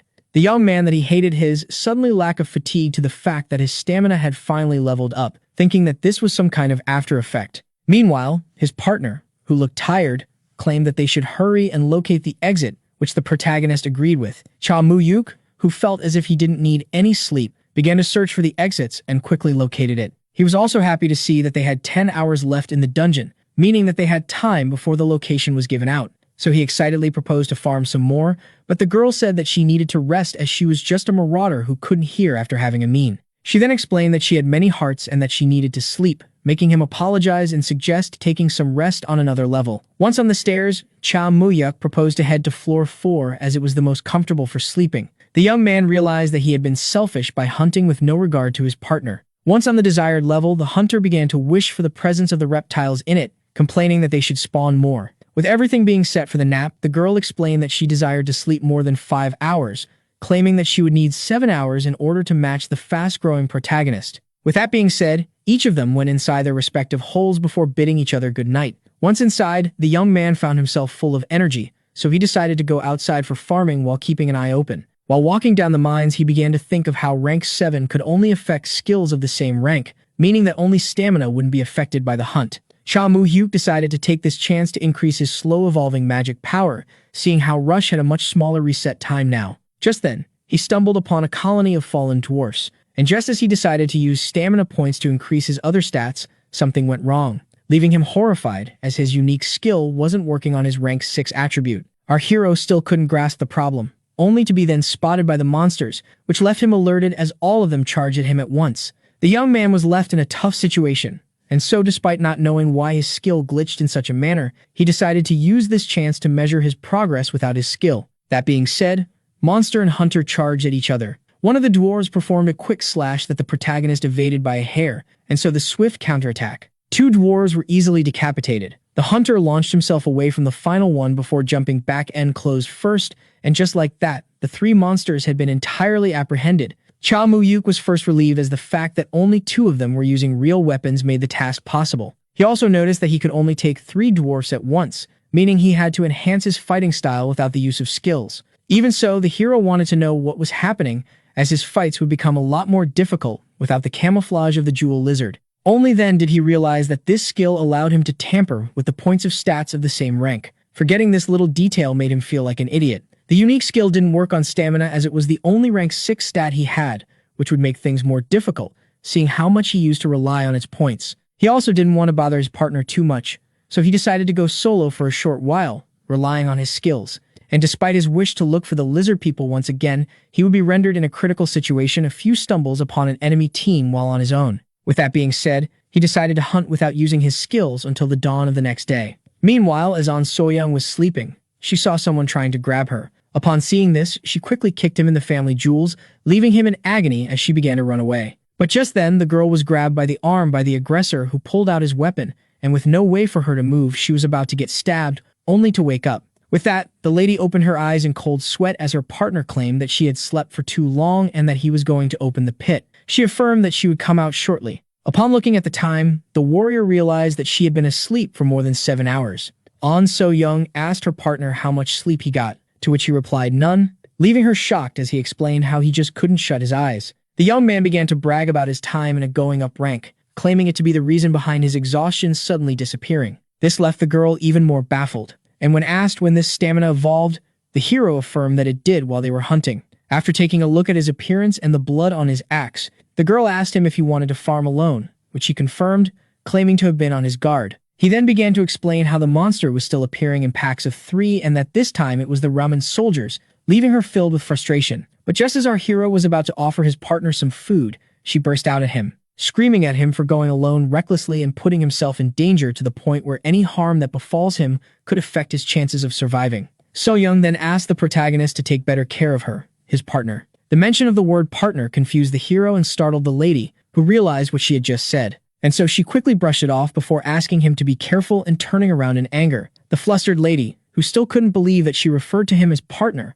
was surprised to see that he was taking on 3 lizards at once. As he apologized once again, she finally convinced herself that he was telling the truth. And with the final apologies, she decided to close the subject. The protagonist was left confused as he was asked for something. The warrior clarified that she wanted some of the jerky he was chewing on, which left him pleased. And so, as he handed her the food, she began to think of how nothing in this continent was worthy of trust. Before taking a bite, and stating to the cook that his food isn't as nasty as it looks, while thinking of how her new partner could be someone she could trust. 4 hours and 15 minutes into the 5th day, and the sun dawned on 23 survivors. The largest team in the contest, led by the bully, despite the hardships it had faced, managed to get back on its feet and recover due to potions. The second biggest team was this Chinese one with 7 people, followed by the Japanese with 6. 5 days into the contest, and only 4 people had fallen. But things truly got complicated after the 5th day, as the teams, overjoyed, did not clash or encounter each other. Meanwhile, our heroes found the staircase.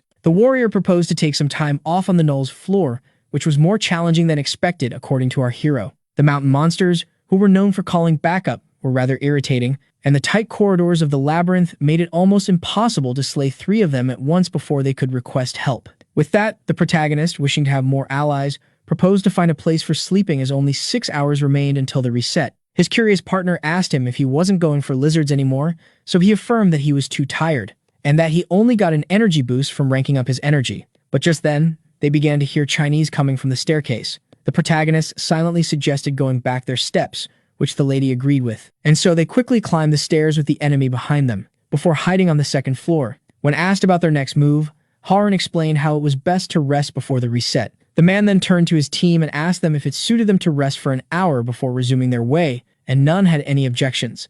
With that being said, the Chinese team took a break. The hero then began to judge their leader on his poor decision to make his team rest near the entrance, but his partner assumed that it might be intentional. Our heroes quickly recognized the powerful-looking Harun as the boss of the team, despite having despicable gazes according to the young man. Just then, a bald man approached the leader and asked him if it wouldn't be wiser to rest far from the entrance, to which he replied by claiming that someone was already on guard duty, when suddenly, they were approached by someone who pointed out the great leading skills of Harun. The lady then pointed out how the members of the team were being considered pawns for their master, who wanted to climb the ranks. Harun asked Renoir to keep her mouth shut in order to keep her life. He then explained how everything was growing great and how he was making sure to keep his stuff while rested as they progressed pretty well. Before claiming that what matters in this tower were the rankings, meaning that they needed to gain power, and that the 3 of them were the core of the team that earned the rewards. The leader then gently placed his hand on the lady's neck and stated that if she ruined their plans, that must be executed. Before many grabbed it, that he wouldn't even spare her if he had to rework his plans. The shocked Renoir then cracked this smile, and gently grabbed his face, calling him interesting before revealing her desire to see the plan perfectly executed. This scene earned the both of them the jealousy of the single ones. With that being said, Harun praised the clever woman. Meanwhile, our heroes who saw everything labeled the both of them as a couple of psychopaths.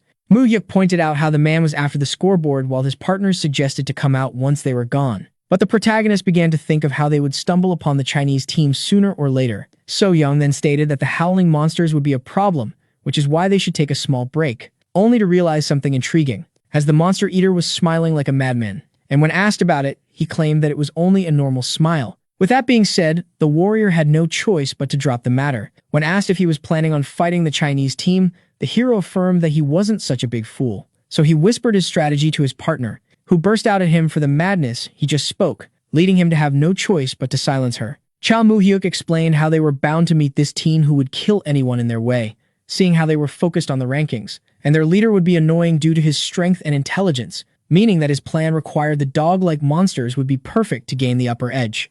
And so he grabbed his partner's hand, leaving her startled with her right face as he claimed that he was speaking from the bottom of his heart, before affirming that her presence was certainly going to make his plan work. Upon hearing this, the girl recomposed herself, and angrily asked the boy to let go of her hand.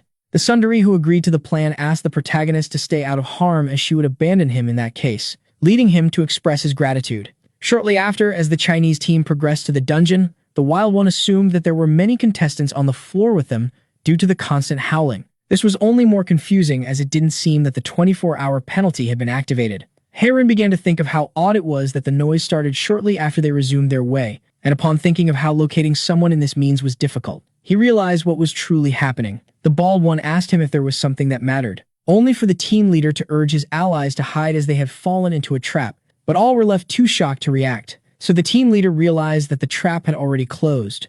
At the same time, someone was running, with a group of monsters behind him. That was none other than our hero, who began to think of how the best thing to do in these games was to take down big packs of monsters. The plan of the protagonist was to wait for the Chinese to resume their way, then wait for them to enter a region of the maze they knew about and that didn't have many exits. Once this had been done, the lady gave the signal. The heroes quickly began to run, before pulling out their weapons, and began slashing left and right in order to lure the monsters. Just like that, the gnoll began to howl. Was a girl having marked the walls and memorized the area she would be needed for this plan that required quickness and a great knowledge of the map. Our heroes should be able to lure enough monsters to make the plan work before the enemy could understand it. Meanwhile, the team leader urged his team to move at once, but the bald man had his doubts seeing how the monsters were following an enemy. Yet Howren affirmed that the monster noises were getting closer, meaning that someone was guiding the monsters to their location, and before they could even react, the trap had already closed. The Chinese were left shocked, as the protagonist rushed in, screaming for help with a monster horde following him. This left the Chinese confused,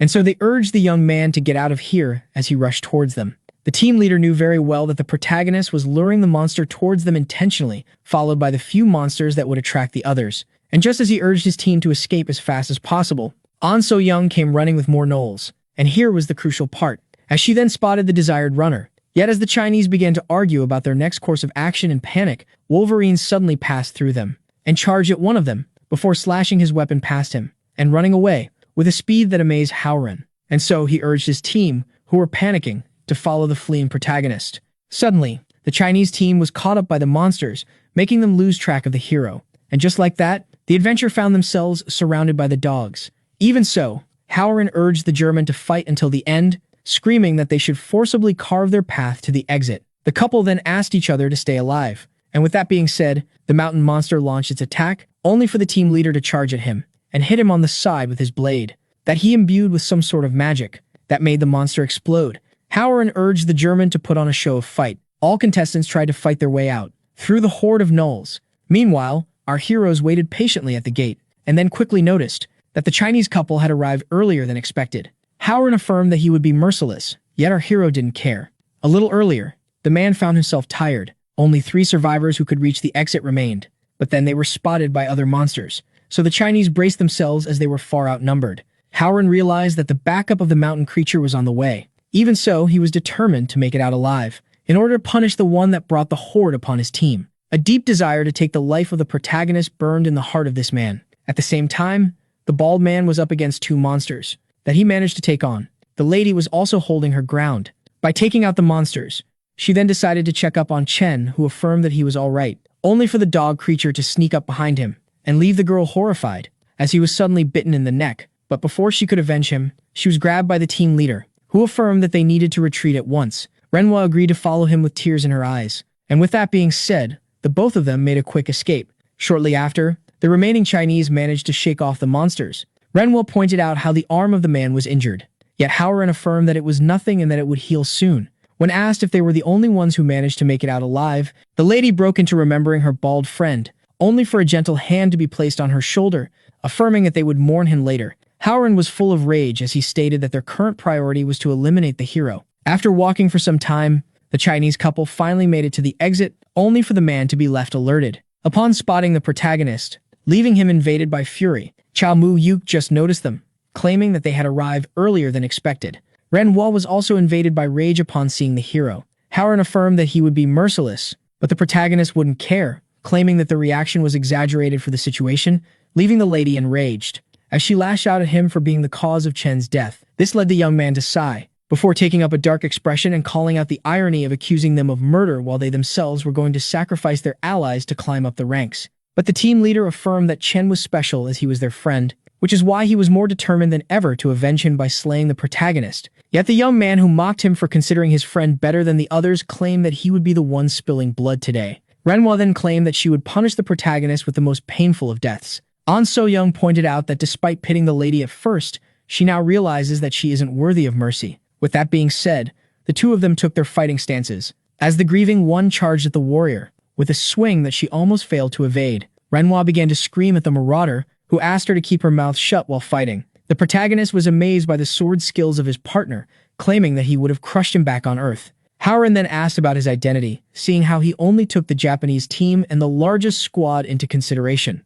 So he angrily demanded our hero to present himself. Even so, Cha Mu-yuk failed to see the point of it before claiming that the swordsman who fell into his trap couldn't possibly defeat him and that he was longing for this encounter. Howren, who didn't deny the fact, affirmed that the strategy of the young man was bound to fail and that he was eager to explain the reason behind it. Just like that, goblin nails clashed with steel. The two men expressed how each of them was surprised by the strength of the other, only for the Japanese to push the Korean away with his sword before charging at him with a deadly slash that our hero evaded at the last second. The both of them then redirected their weapons in order to bombard each other with a marriage of attacks. Realizing that his opponent, despite being weakened, was still someone powerful who knew martial arts, Howren pointed out how the protagonist lacked mastery of his weapon that he got from the movies and only relied on his brute stats. But the young man was already familiar with the X-Men pun as he tried to step on his adversary, who firmly planted his foot into the ground before swinging his blade. The Chinese sword went right between the Korean claws, yet just before they could reach the hands, the protagonist twisted his fist in order to trap the sword and give himself a striking opportunity. With that, he launched his cross towards his opponent's face, only for the swordsman to duck the lethal head, leaving the core consumer shocked. Howren then kicked the protagonist in the face before trying to cut him down, but just then, he blocked the blade with his left arm and injured his opponent with the right one. With that being said, Howren firmly grasped his sword and unleashed a tempest of slashes that the young man barely managed to avoid. Seeing the tired one showcase this skill made the one who assumed himself to be the strongest of round 13 wonder about the power of the Chinese in peak condition. His opponent then turned his gaze to the fight of the ladies. Howren realized that Renwa wasn't in desperate need of his help, and so he knocked the protagonist away, only for him to quickly stop his course using his claws. The swordsman proposed to end the duel quickly, and so they both agreed to use their strongest moves in order to end the fight. With that being said, the contestants raised themselves for the final clash. Howren, who analyzed his opponent, realized that he would try to enhance himself before charging against him. He also assumed that the type of hero was vulnerable to long-range attacks, and even if he evaded the long range, he would still be taken down in the short range that follows. Meanwhile, the Korean began to recall his master as he was uncertain of his victory, which is why he decided to put the odds in his favor. With that being said, he realized that he was left with only one option, and so each of them charged at the other for the final clash. Each of them also decided to use their trickery. Our hero dodged the long-range attack of his opponent by jumping into the air. Do you think the Chinese alerted as he prepared himself to throw the axe? Cha Mu-hyuk quickly acted, only for Howren to evade with no problems and call him out for the weakness of his so-called last move as they clashed blades once again. But just then, the man noticed what had truly happened. An So-young couldn't believe her eyes. Renwa was also stunned as the axe hit her in the head, making her fall dead on the ground to her partner's horror. And just as Howren was in shock and disbelief, he looked down and found himself stabbed as his blood stained the wall. He wished for the protagonist to end up in hell before letting go of his sword and finally passing away. Cha Mu-yuk affirmed that he was already there as he was in the lowest point he could ever reach. While mark harvesting, the hero began to complain about muscle pain as the girl asked him if he was truly okay with her taking all of the marks.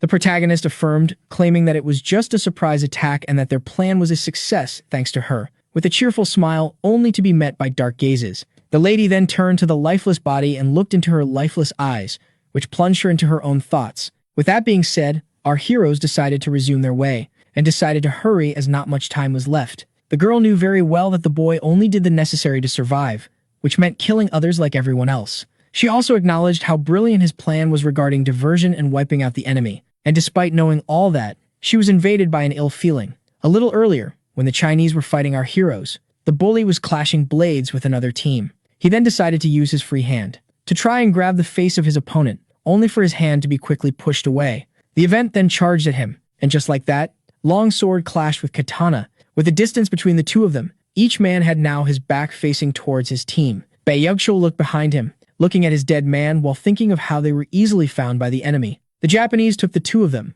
who had great skill in a surprise attack, without giving them a chance to fight back. And as the bully began to think of how his team survived due to his efforts, one of his lackeys asked him if they would survive, only for the man in charge to lash out at him and call him useless. The bowl cut recognized the one with the katana as Shibata of Musashi and his allies as Aitu and Aoki, watching Left Hand terrified, only for his later to scream at him to keep himself together. Bae-yugshul knew very well that he was in a tough situation, as according to the appearance of the Japanese team, they had easily dealt with every threat they had encountered. Shibata, who had no choice but to acknowledge the strength of the bully, claimed that he wanted to use the sense of smell of his ally in order to plan a surprise attack. And when asked about the next course of action, the swordsman explained how they should deal with the enemy quickly, but still be wary in order to evade the worst. Just then, someone screamed the Japanese name. Bei Yuchul, who was open to the idea of fighting, claimed that he wanted to have a conversation first. So the man explained how he was already speaking and how he should go straight to the chase. So the bully pointed out his strength that would greatly damage the Japanese. But Shibata failed to understand what he meant, so the bully explained how he wanted to propose a team-up, which left the rest of his team shocked. This confused the Japanese. Bei Yuchul proposed to resume their fight after taking care of the powerful Chinese team, as they were sure to be a problem. Shibata found logic in his opponent's words, and so, he refused his offer. The bully was left shocked. The Japanese explained how he had heard stories about his opponent, who was sure to betray him in the end, which is why he wanted to keep on fighting. And so, the Korean took his stance, as he accepted to resume the battle with a man who surprised him with his craziness. The Japanese asked him to shut up. Bei Yuchul decided to give instructions to his team, explaining how he would be fighting Shibata and Aitu and leave the rest of the Japanese to them, before affirming that he would personally eliminate anyone who defies him. And just like that, the two teams charged at each other. A butterfly pin was handed. The girl asked the boy about the time he got it. The protagonist affirmed that such items would not suit him, which convinced his partner, who accepted the gift with a small blush on her face. So Young was surprised to see something pretty on the continent that she decided to accept, despite the weak stats. Meanwhile, our hero was searching in his backpack. Cha Mu-hyu decided to check the many items that they had collected, despite the many more that they had wasted. He was now in possession of a skeleton and a leather belt that he should evaluate later on. But his most precious find was the inventory bag, as it was an expensive small container that can contain large objects, which made him realize that the Chinese team was wealthy, and by taking their kills for himself, he was now in possession of more than 3,000 kills and needed 2,500 more in order to appear on the scoreboard. Our hero then cracked a creepy smile upon thinking of how the tower tokens he earned amounted to 3 million points, only to be poked by his partner. The young man assumed that it had to do with his creepy smile, only for the girl to put on the hairpin, leaving him surprised. On So Young asked him if the butterfly suited her. Watching the amazed protagonist confirmed. After a small silence, the sunder hit our hero for staring too much, and as he complained that she ruined the mood with her anger, the lady was left baffled by his idiocy. With that being said, she decided to go to sleep, claiming to have been exhausted by this day, as the protagonist told her to do so instead of pushing him aside. Shortly after, under the rock, the girl was left to think as she played with her new accessory. Upon remembering the smile of the protagonist, the tsundere couldn't help but find him rather irritating. Meanwhile, the bully was annoyed by the fact that his team had been wiped out. He, who underestimated the Japanese, realized that he had survived by pure chance and that he was now powerless to fight back. Bei Yuchul, who was exhausted, was now forced to find a way to evade the 24-hour penalty, so he decided to help himself with the medicine he had on him and keep a low profile while searching for the exit. The bully, we remembered our hero, decided to avoid monsters as much as possible. The man was greatly irritated by the fact that he was reduced to hiding, which is why he was more determined than ever to slay all other contestants and be the only survivor left. Meanwhile, on the third floor where the Japanese team was resting, the staff user claimed that she wanted revenge. The team leader affirmed that they needed to rest, but the one with long hair was still determined to get revenge. Shibata reminded our plan to occupy the stairs to the final floor on day 9 and slay anyone who dares to enter. Aoki explained that this would be an issue, as the Chinese team would certainly become a problem, as well as the bully, who they might not get the chance to eliminate. Aoki was pretty pissed off as the grand plan made them lose 3 of their allies in Bay to get out of dear friend's smell range, which is why he wanted to avenge his allies. The leader let out a small laugh before grabbing his subordinate by the collar and calling him out for his insolence. He explained that they might not find their targets if they start searching and that if Aoki wanted justice, he should go on his own, and since he was afraid to do so, he should stay silent. And so the staff user expressed her disappointment, claiming to be stronger than her team leader. Yet just as the situation was about to escalate further, the third one had no choice but to stop them, explaining that it was crucial for them to stick together. The smeller then turned to his friend and reassured him that he would notify him if the Korean man popped up, before affirming that they should all get along as they were the strongest team. With that being said, the staff caller freed herself and began to walk away, stating that they should find a good place to rest. Shibata called her out for her Yakuza-like attitude despite being a gym teacher on Earth, but the smaller affirmed that her sense of fraternity wants to be acknowledged, not judged. The team leader affirmed that he wanted the Korean dad as well. Time was passing as the set Korean did his best to keep a low profile and keep on the routine of finding the exit, waiting for the reset, and searching for the exit again. Despite the Japanese finding some leads on him, they were still unable to track him down, as there was no true way to locate any enemy, which is why everyone was on the brink of panicking. With that, day finally set. At the same time, our heroes found the stairs to be clear. An So-young angrily claimed that she would have loved going to another floor before the reset time if it wasn't for a lizard lover. Yet the protagonist didn't regret it, as all of his stats except magic had ranked up. This left him very satisfied and surprisingly sad that they only had 2 days left and this XP mine. When suddenly, just as day 9 arrived, the ground began to tremble. A hole suddenly appeared under our hero's feet, which led to a long fall. The protagonist began to curse the enforcer, who must have kept yet another rule as a secret from them. Meanwhile, in the dark abyss where Karo was residing and peacefully listening to music, he suddenly noticed something, and that his prank would soon come to an end, as the forced hunt was almost over. So he decided to check the number of survivors. The enforcer realized that there were many fewer survivors than predicted, meaning that the teams must have fought each other quite a lot. He then decided to check the watches and discovered that the Japanese leader had 10 and the hero had 11, meaning that they took all the watches of their teams. The demon was also pleasantly surprised with the results of the protagonist, seeing how he had acquired more watches than his bully, and so I decided to increase the number of deaths by making the contestants kill each other, to the point where there is nothing left, which made him let out a malefic laugh. Back to our fallen heroes. They were shocked to see that despite the pain, they didn't take much damage from what seemed to be a lethal fall. As the protagonist pointed out how they had returned to level 1, the girl was left angry as day 10 still hadn't arrived. And just as he began to think of how this was the doing of the tricky enforcer, they were suddenly approached by none other than the bully. The Koreans were surprised to meet each other. The confused Bae Yeokchul affirmed that he was happy to see his lucky one again, only for the supposed lucky to claim that the feeling wasn't mutual. Just then, the metallic staff touched the ground, as its angry wielder finally arrived. Aoki finally laid eyes on the murderer, and so she decided to immediately take revenge for her teammates, only for her 2 friends to quickly stop her. This scene made our hero realize that some bad blood must exist between the bully and the Japanese. Bae Yeokchul realized that the fact that they had all fallen to the first floor was the doing of the enforcer. While the Japanese team neither tried to calm down his subordinate, the bully, having realized that the lady was angry at the death of her comrades who attacked him, claimed that he was the real victim, as his entire team was wiped out. Aoki asked for the reason she was still being held down, so the leader claimed that she should read the room. As the presence of our 2 heroes, who might be allies of the bully or of the absent Chinese team, could make things tricky, meaning that the battle move would be to abstain themselves for now until they are certain of the power of these 2. Shibata assured her that she would eventually get her revenge. The bully failed to grasp the reason behind all of this drama, seeing how the Japanese team was recently put up while the hero was trying to convince his partner to go with his plan. The lady who disliked the situation realized that it was their only option. With that being said, the one with the innocent smile decided to share an idea, leaving all others intrigued. Bae Yeokchul affirmed that this was no place for our hero's suggestion, only for the protagonist to ignore him and propose a big team-up. But just as the bully affirmed that this would be impossible, he was suddenly interrupted by the Japanese team leader, who asked the protagonist to elaborate, as there was clearly bad blood between them and Bae Yeokchul, which made them enemies. Aoki tried to interfere, claiming that she would never team up with the one who murdered her comrades, earning her the death stare of Shibata, who demanded her to stay silent. With that, the lady got her mouth shut. When asked if he could resume, Shibata affirmed.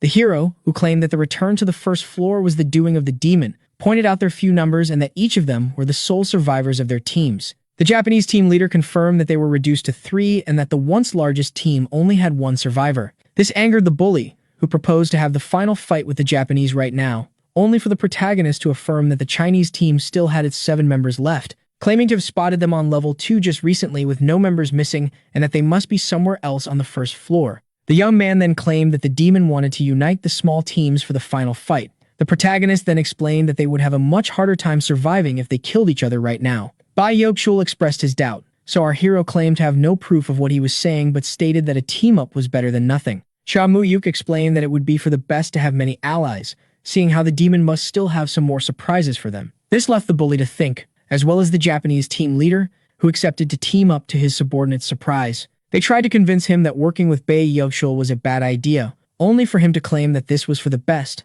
as they needed number advantage. Shibata also added that the words of the enforcer were empty and that they would have a hard time dealing with the Chinese team with unknown whereabouts. He then turned to the bully, explaining that he wouldn't pressure him for the team-up but claimed that it would be for his own best. Bae Yeokchul affirmed that he heard him loud and clear. Before accepting the offer, He also explained that the team-up would be temporary as he didn't trust any of them, and that he would break the team if he found it not necessary. The Japanese team leader agreed to these conditions.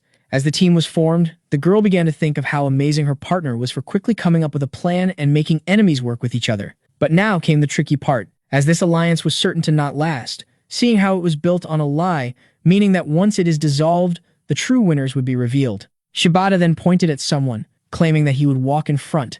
The boy affirmed that two things were irritating him. The first was receiving orders, and the second wanted to be put up front. But Shibata explained that he only asked for this due to his skills. Yet the bully didn't want to do it due to the vengeful lady that would stand behind him, but her leader affirmed that she would be harmless. Shibata then explained that it was only natural for him to give orders as his team was the biggest of the entire alliance. With that being said, he decided to initiate a vote regarding whether Bei Yu-chul should take the front, and with 5 hands being raised, it was decided.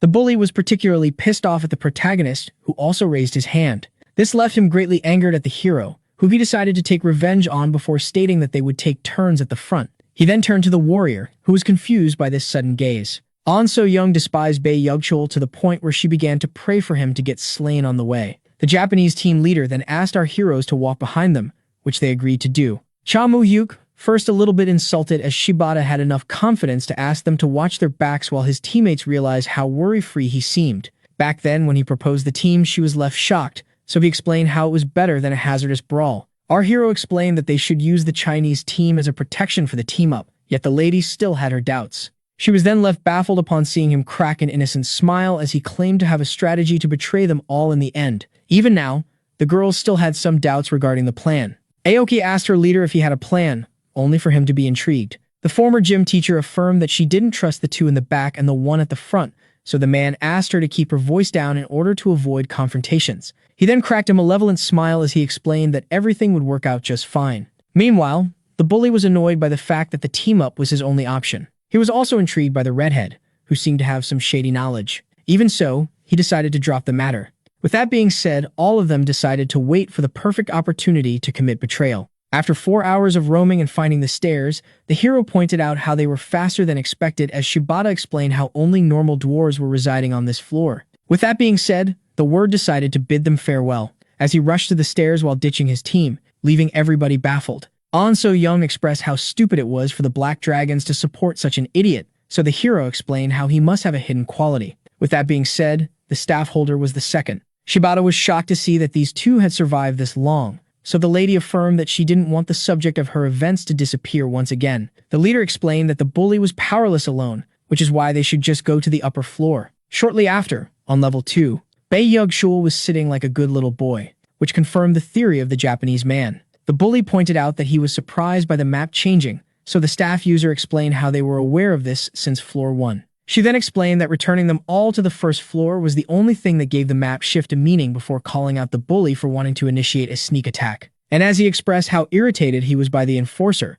the Japanese team leader asked him to keep calm as they needed to find 4 more staircases in less than 20 hours. The angered one asked the man to stay away, threatening to kill him, yet Shibata remained at ease. Our heroes realized that they were on the clock and what an end-a-top situation as they needed to find the final staircase as well. The Japanese man urged the Korean to move. The bully tried his best to contain his anger, while thinking of how the chance to kill the irritating one would present itself. The Japanese warned their leader that they should be more worried about the hero in the back than the brute up front, as they couldn't help but feel like pawns in his master plan. Shibata raised both of them for thinking correctly, yet asked them to pay him no mind as they were the strongest in an alliance that everyone was keeping up until floor 5. He was also certain that they could eliminate their teammates without fail when the right chance came. Shortly after, Bei Yu-chul, who was disgusted by the undead, used a skill to fend his way through them. As he threw explosions left and right, the Japanese acknowledged his ability to carve a path, as their leader pointed out how it was only natural from someone cherished by the Black Dragons.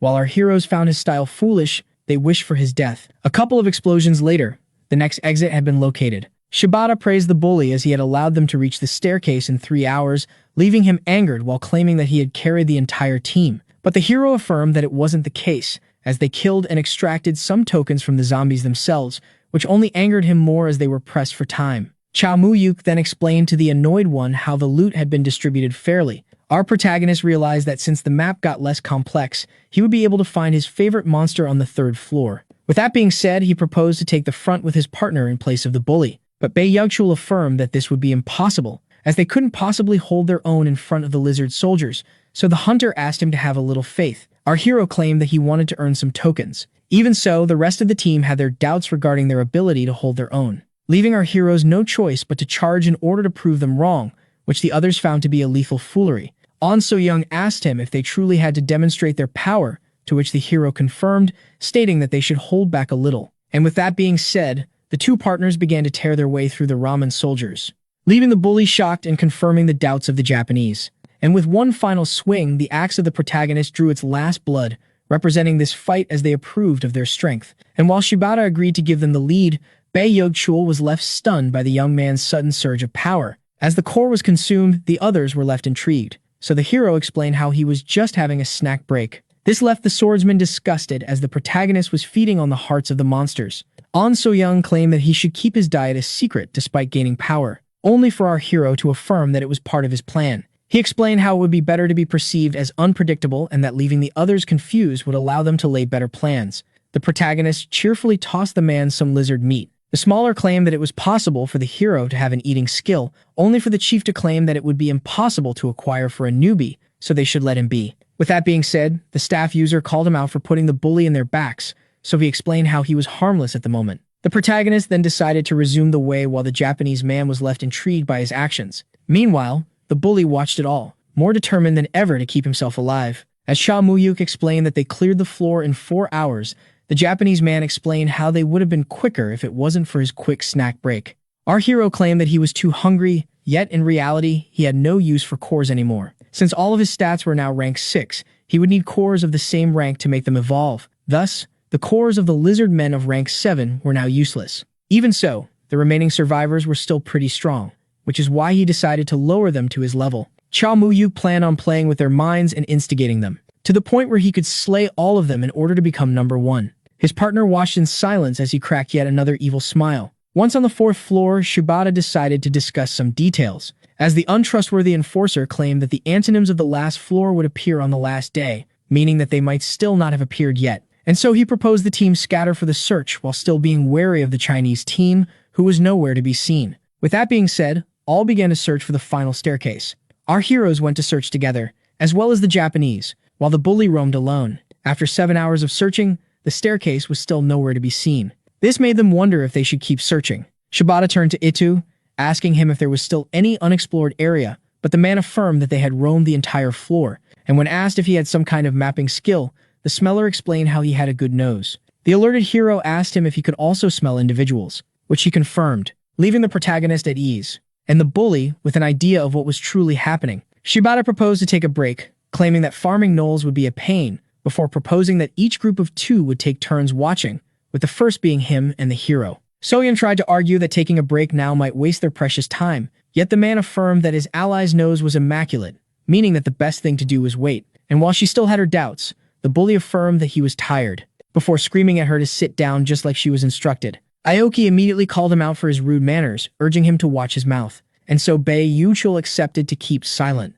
This irritated the staff user, who was taught by his mother that he would pair up with the bully, while she and the one who presented herself as An So-young would keep watch together. But when Aoki asked for the reason behind this judgment, her friend asked her to keep quiet. Bei Yugchul explained that he was doing so in order to make each Japanese watch an enemy. He then began to think about the name of the warrior, before finally recalling where he heard it from. The bully recognized her as a member of Six Pool and someone who was close to Kim Jong-won. The small one recognized the last name as the branch manager of the family in question. Bei Yugchul explained how this was a famous Korean who almost got castrated after trying to mess with An So-young. And as he kept on blabbering about her story, a blade was suddenly swung, only for the blade to clash with steel instead of penetrating flesh. The bully realized that he had almost gone down as he claimed that he was only telling a story. An So-young asked him to shut up with darkness in her eyes and threatening to open the man's throat, only for him to claim that this would be a change of pace from the sausage fest that was this tower. Aoki tried to intervene, only to be stopped. The lady heard that the Koreans were also enemies of the body, claiming that she would assist in his murder, only for the smaller one to claim that this might be a trap. Itu began to recall his recent conversation with the leader about the possibility of Howren having survived. This matter explained that it wasn't likely, seeing how they hadn't seen him yet, making Shibata point out how the heroes must have eliminated him. This was surprising as it meant that they killed the Chinese team, So the leader explained that it was the reason behind their laid-back lie and how they might be allies of the bully. And so the swordsman decided to converse with the protagonist in order to see whether the Koreans were united or not before taking any action. He also instructed this matter to keep their teammate in check. Itu, who assumed that they might be overreacting, decided to take the risk and see the result of the fight between the two Koreans. Seeing this, our hero tried to intervene, only for a blade to be swung near his neck in order to stop him. Shibata was standing in the protagonist's way. The hero angrily asked him to stand aside as the man tried to calm him down. Cha Muyuk urged him once again to stay out of his way, yet the Japanese didn't move. The protagonist realized that the man had some idea about the outcome, which he didn't deny. Cha Muyuk explained that he would immediately intervene in case the girl was in danger and even slay the swordsman if he tried to stop him, which the men accepted. Meanwhile, as the two of them flashed blades, the bully pointed out to the girl the stares of the others, yet she explained how they all wanted him dead, and so he screamed at her in a whisper, asking her to think about who would be the next target once he's dead. After a small whisper in her ear, the lady was that frustrated, before knocking her opponent away from her. Bae Yugshul, who couldn't help but admire the great power of his opponent, decided to end the fight and rest as much as possible. With that being said, he decided to shut his eye a little as the girl he called his whispers regarding a deadly ambush. She had no choice but to feel annoyed as she heard him state that it would be 3 versus a team of 3, which is why they should join forces. Bae Yugshul also stated that he would be launching the first strike before asking the girl to convince her partner. The bully then explained that once the Japanese, who would surely try to stab them in the back, were gone, the two of them would have the number advantage against him. He also claimed that this team-up was bound to be broken after a few hours. An So-young began to wish for their strategy to work well. At the same time, the leader of the Japanese affirmed to the boy once again that there was nothing to fear. He then pointed out the reaction of the young man, who must be really attached to his partner. Our hero tried to deny the allegations, claiming that they needed to stick together in the face of the Chinese, only for Shibata to crack an evil smile and affirm that the boy was lying regarding Howren and his team still being alive. A chill ran down the young one's spine upon seeing that he had been discovered.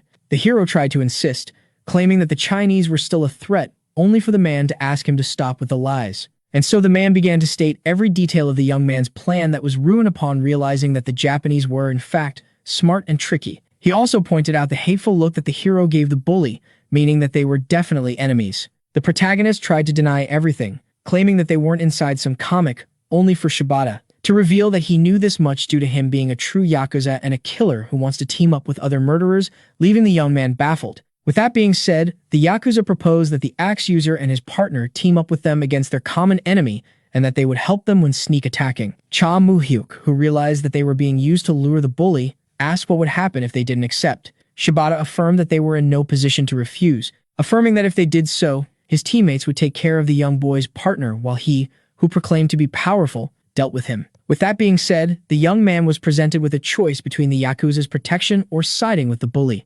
Meanwhile, Bae Yugshul, who was unable to sleep, realized that he was in a tough situation. He noticed that the Chinese team might have been wiped out and suspected the Japanese. The man, who was comforted by his hidden wild card, realized that the Japanese leader would stab him in the back at the nearest opportunity. Shortly after, the shift of the protagonist and the Yakuza came to an end. Shibata explained how he needed to speak with his subordinate, before stating that the hero and his partner might also want to talk a little. Later on, the two of them explained to each other how they were invited by both sides. Cha Mu-hyuk explained how the Japanese who demanded an alliance were aware that the Chinese had been wiped out due to some sort of skill. Even so, the lady wasn't surprised, and the idea she had was also the same that the third partner came up with. The hero explained that he had predicted that the two enemy sides would try to fight each other. He then stated that for the plan to work, one needed a one-hit skill like the thrust of the warrior. With that being said, the protagonist affirmed that he had all faith in her and her abilities. The angered tsundere began to panic as she urged the boy to let her go. Our hero was worried about her due to her red face,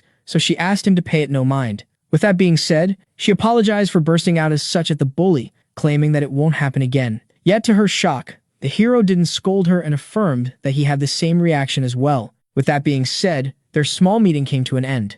An So-young was baffled as he began to walk away. Our protagonist, who realized that he must maintain his composure, decided to rely on his own power, seeing how his skill was useless as his rank 6 stats had no points in them. And so he decided to have faith in the nails given to him by his good friend, the Goblin. Everyone realized that the final clash would occur at the time of the last shift, when the most hated character of all would be inside the straight passage. The bully cracked up an evil smile, as he had it all figured out. Shortly after, when the lady took their shift, The Marauder explained how they had spent 1 hour and 30 minutes into it. Back then, she decided to ask the protagonist a question regarding his irrational move back then to save the body from the zombies. So he explained how he did it for the sake of the watches, making her lash out at him as it wasn't what she meant. Cha Mu-yuk explained that he had 3 motives, with the first being that Bae Yug-chul would have certainly survived the zombie, meaning that playing for his death would be useless. And second, it would be easier to kill him and take his loot. The third reason was something that the hero was ashamed to admit, as he wanted to end the life of the bully who reminded him of his bad past by his own hands. The protagonist was certain that the only way for him to look into tomorrow was to kill the ghost of the past. At first, the young man didn't mind dying. Only now he found himself obsessed with the ranking, and so he apologized for all the problems he caused his partner. Back to the present, the lady prepared her weapon, hoping for the best. She then looked at the staff user, knowing full well that she had to end her with a single strike. In order for the plan to work, each side must consider the hero's allies, as the sneak attack would occur once the bully is positioned at the middle of the battlefield. Without the Japanese leader, he would try to betray the most hated one here. While Bae Yog-chul was certainly trying to target a single individual on the Japanese team, the first phase of the plan would be to pretend to be allied with the bullies, meaning that the lady would have to kill the staff user, as no newbie could parry her thrust. And seeing how her partner was tasked by the Yakuza to kill the bully, it means that no one would be around when the protagonist ambushed this matter. This should result in our heroes uniting in a 3-way battle against the 2 other survivors. The worst of cases could join forces. An So-young realized that taking the first blood was crucial, as well as dominating the exit in order to retreat if needed. Just then, someone woke up the bully, who asked if it was now morning. Cha Mu-yuk affirmed that it was high noon. Bae Yug-chul explained that he found the protagonist funny, which was his only redeemable quality. With that being said, the delayed bully went to proceed with his shift. And so, the Yakuza crashed his weapon, standing ready. Our hero did the same, as he firmly grabbed his axe. Bae Yug-chul tried to converse with Itu, who was having none of it.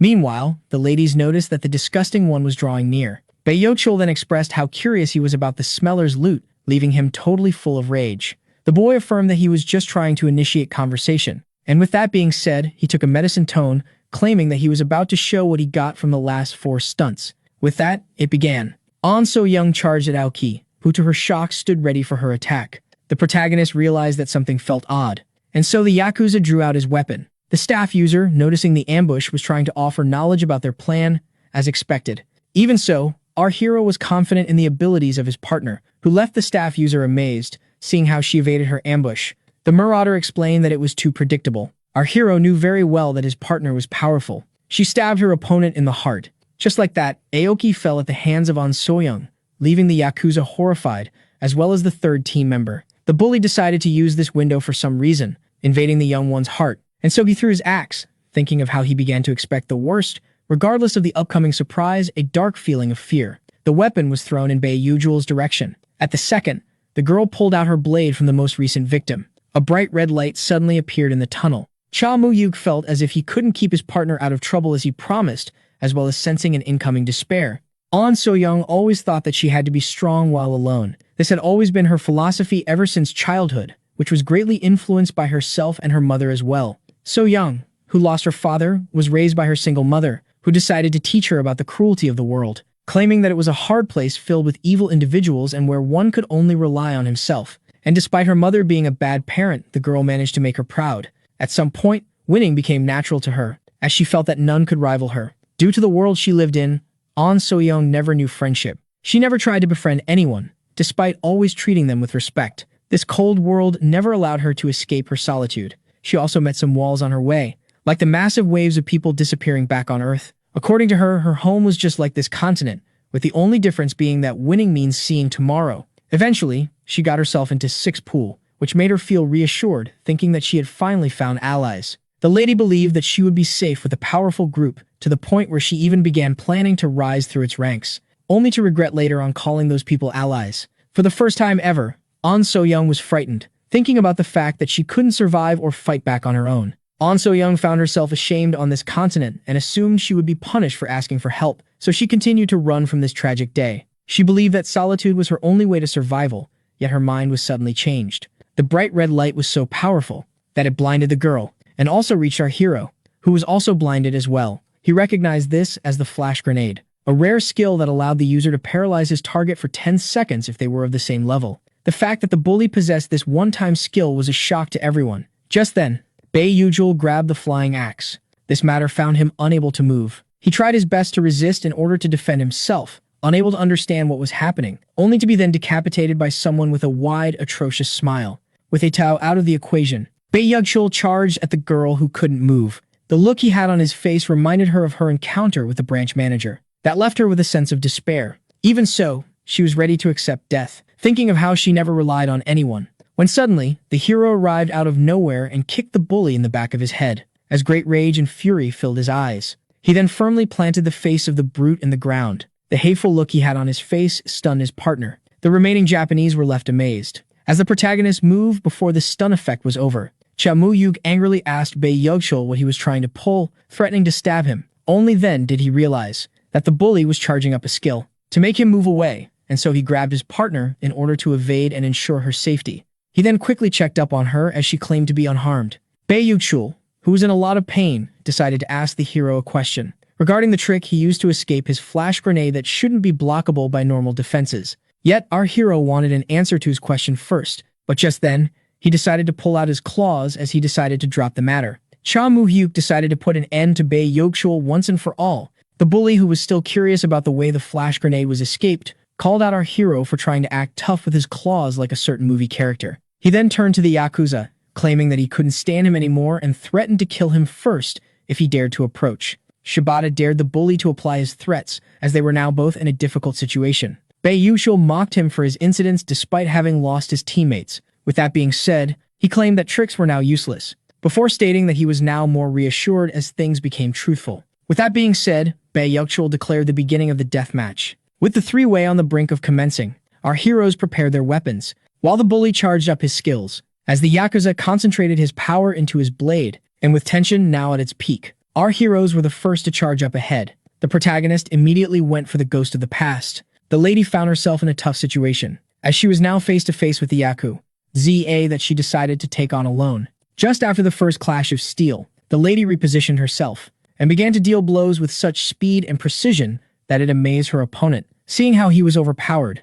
the man was left annoyed, and decided to resort to his own skills, in order to push her away as she claimed that he wasn't as strong as he seemed. The man was left annoyed, seeing how he was being underestimated. With that being said, the both of them regained their guards. Meanwhile, as the bully crashed with the bullied, Bei Yugshul, who was amazed by the strength of his opponent, asked him how he had evaded the flash grenade, which the young one refused to reveal. This made him realize that his opponent was angry at the fact that his partner was attacked, meaning that they had a special relationship. The bully then pointed out how the young one had gotten stronger, as well as leveling up his game when it came to girls. With that being said, he charged his skill, and tried to attack our hero, who evaded. With that being said, game time to counterattack. As the boy found himself being bombarded with blows, he realized that his opponent was strong and should be taken seriously. And so, after thinking for a while, he got an idea as he filled up his sword with magic, leaving the hero alerted as he went for a slash down, that the protagonist was blocking with great difficulty. Bei Yugshul claimed that the protagonist was just like his other lackeys who immediately showed incidents once they gained a little power.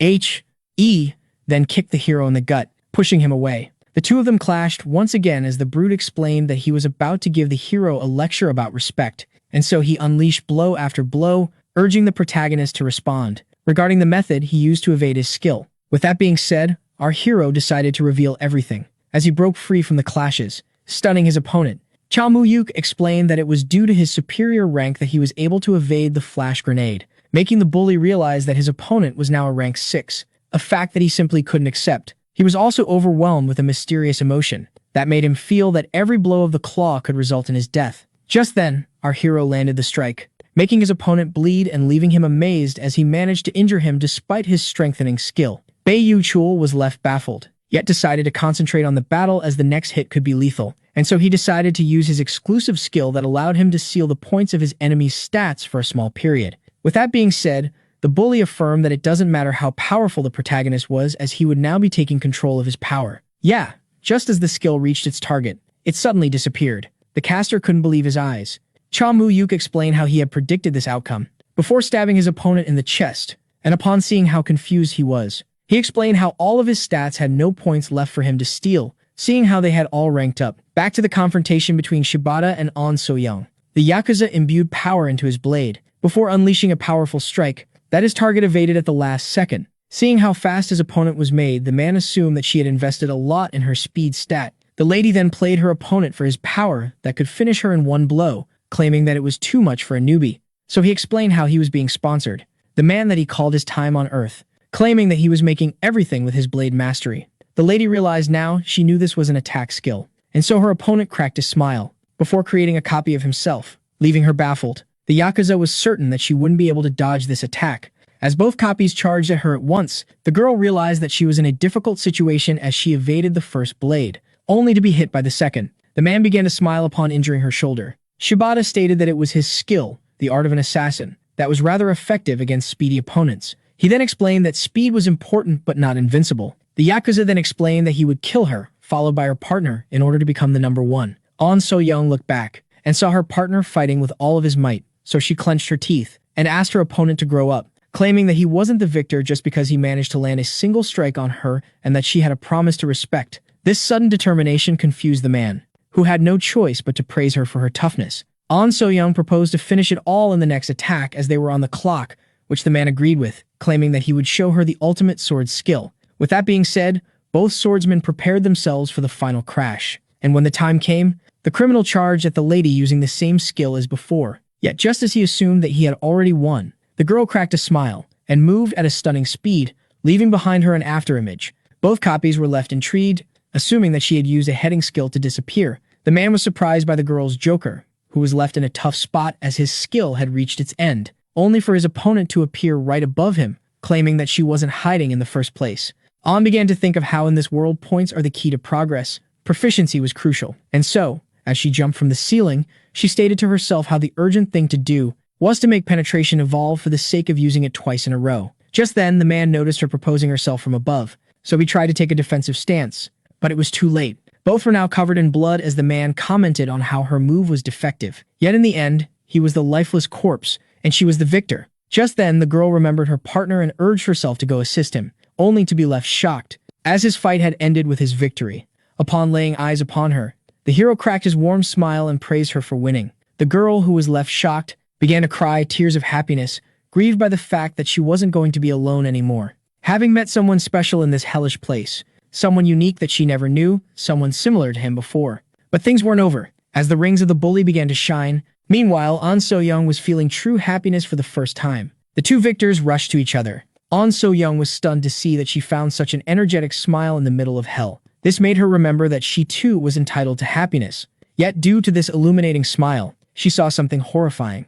And just then, the rings of the bully were activated, making him disappear. She realized that the pretty smile that she cherished so much was now being approached by evil and malevolence. Upon seeing him reappear, she realized that it was now too late to warn her partner. Thus, she was left with one choice. With that being said, she gathered all of her courage, grasped her blade, and launched herself forward. The hero was left confused, as it seemed that his partner was trying to kill him. At first, he couldn't process the information, yet upon seeing her bypass him, he turned around. The hero couldn't believe his eyes. The sight of blood left him horrified. Bae Yugchul and An So-young had stabbed each other. The bully was left confused, as he had completely. But the girl affirmed that he could never erase or hide the evil aura that he was emitting. This greatly frustrated the man, who tried to go for the final blow, only to be stabbed in the face by the claws of the protagonist. Bae Yugchul had finally and truly met his end. But unfortunately, the great warrior also fell to the ground, leaving her partner to hold her in his hands. Seeing her bleeding so much, Cha Mu-yuk desperately decided to resort to the medicine he had, only to be stopped by the lady, who affirmed to him that she couldn't be saved anymore. And since her doom was inevitable, she asked him to stay with her just a little longer. The protagonist broke down in tears, claiming that this would have never happened if he had properly killed his opponent. But the fact that the bully got back up was something that no one could have expected. So-min claimed that she didn't blame him as he allowed her to repay the favor. But the crying hero affirmed that there was nothing to pay back and that he only did what was normal. The lady revealed that this wasn't what she was talking about, as saving a life wasn't something out of the ordinary. Cha Mu-yuk was left confused, so she explained how she had a hard time making friends. But then she came to this world where she had to only rely on herself, which is why she doesn't regret sacrificing herself for him. So-young then thanked the protagonist, who leaned closer for the first and final kiss. She then recalled the time she revealed to him how she wanted to stick with her valors forever. But seeing how she failed to do so, she backed the hero to fulfill this dream for her sake. And with that being said, she finally let it go, and bid him farewell with a smile one last time, leaving Cha Mu-hyuk broken and in tears. Shortly after, in the dark abyss, the enforcer was peacefully drinking tea when he was approached by none other than the winner himself, whom he greeted with a smile. The protagonist didn't speak a word in response, as his eyes were dead. The demons then pointed out that the contestant must be exhausted, which is why he invited him to sit. It then explained how it hadn't witnessed such a spectacular final in a long time. This made the hero realize that the entire match had been watched by the enforcer, who was particularly pleased with him and his late partner kissing. The demon then began to explain that he had skipped the watering parts and went straight to day 8. This earned him the protagonist to stand up and place his claws near his face. Despite his smile, anger came out of the demon's eyes. Cha Mu-hyuk furiously ordered him to shut his mouth as they were not here for his amusement. He asked the hero if he had taken any watches, particularly the one of his late partner, yet he was unable to respond. The enforcer knew that he had offended the protagonist, who, according to him, no matter what he collected and acted tough, was still not convincing. He said those words with a malefic smile. The creature that accused the young man of acting like one of those sad heroes from the shows was going to repent for taking the stuff of his late partner. Our hero didn't like to deny the accusation, yet he claimed that due to the system that the demons had created that allowed them to loot corpses, it was the only thing for him to do, to take a piece of the dead with him. The protagonist then asked the demon to not pretend as if he knows about humans, seeing how he had driven them to the edge without giving them a clear explanation of the rules, claiming that this made the demon unconvincing as well. With that, the creature left as it wasn't able to deny the argument of the human. The enforcer decided to forgive the young man for his insolence as he managed to argue despite being mentally tired. Yet out here, he didn't respond. With that being said, the demon decided to grant the victor his grand prize by touching his mark. The appearance of a sudden chest confused the hero, so Kero claimed that he would take his time explaining, starting off with the ranking. With that being said, he snapped his fingers. The demon then explained that more monsters were killed in round 13 than many others, which he didn't expect. With that being said, he touched the watch of the hero, asking him to take a look at it. This left the young man baffled, as he had a more than 12,000 kill count that earned him first place. The demon affirmed that there was no need to hide his joy, before explaining how he would be rewarded with 1,000,000 points and 10 kilos of bones of the prime dragon, which left our hero baffled. Kero explained how these bones are the only remains of a dragon, yet they were still bones at the end of the day before presenting the hero with his second prize, the chest. The entity then explained that it had already taken care of all the formalities regarding the random box that the hero just needed to open. This confused the young man, so the demon explained how this was a reward only given to the first rank. Kero explained how he only needed to place his hand on it and stay open, and that even he doesn't know what the chest contains. Our hero feared this to be a trap, yet the demon affirmed that the pranks are over and that the random box was given to him by his superiors. With that being said, the protagonist uttered the word "open," activating the magic seal on the box, and finally opening it, only to reveal a questionable item. This left the protagonist confused, but upon taking a good look, the enforcer was left horrified upon realizing that this was the extremely rare item known as Evil Feeling.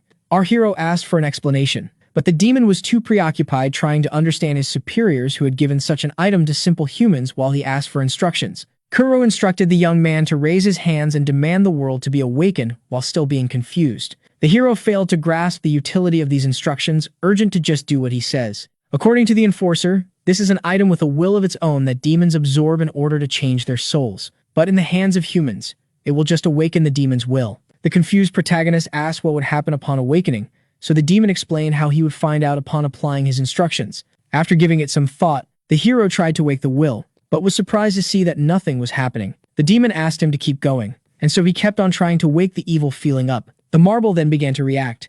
After some time, the protagonist began to feel something fuzzy in his hands. A cute little creature had appeared. Our hero was left confused while the demon, who approached him, was surprised by the shape of his feelings. The creature, who suddenly popped up, startling the protagonist, explained how it was its first time seeing the evil feeling awakened, as it is normally just absorbed. Cha Mu-hyuk was surprised to see the demon not trying to steal the precious item from him, so he explained how he wasn't allowed to touch the prize of the winner. Kero explained how the furball that he had to name would obey the will of the protagonist and that he would have to discover its hidden purposes that even he ignored. With the awards ceremony being over, the enforcer pledged the winner to get out. When asked if naming the creature was mandatory, the annoyed demon explained that it would help connect the spiritual and physical worlds. After thinking for some time, Cha Mu-hyuk decided to make his leave with his new friend, Fluffy, which weirded out the demon due to how corny the name was. Just then, he stopped mid-course and decided to demand something more. Kero already knew what the young one was going to demand.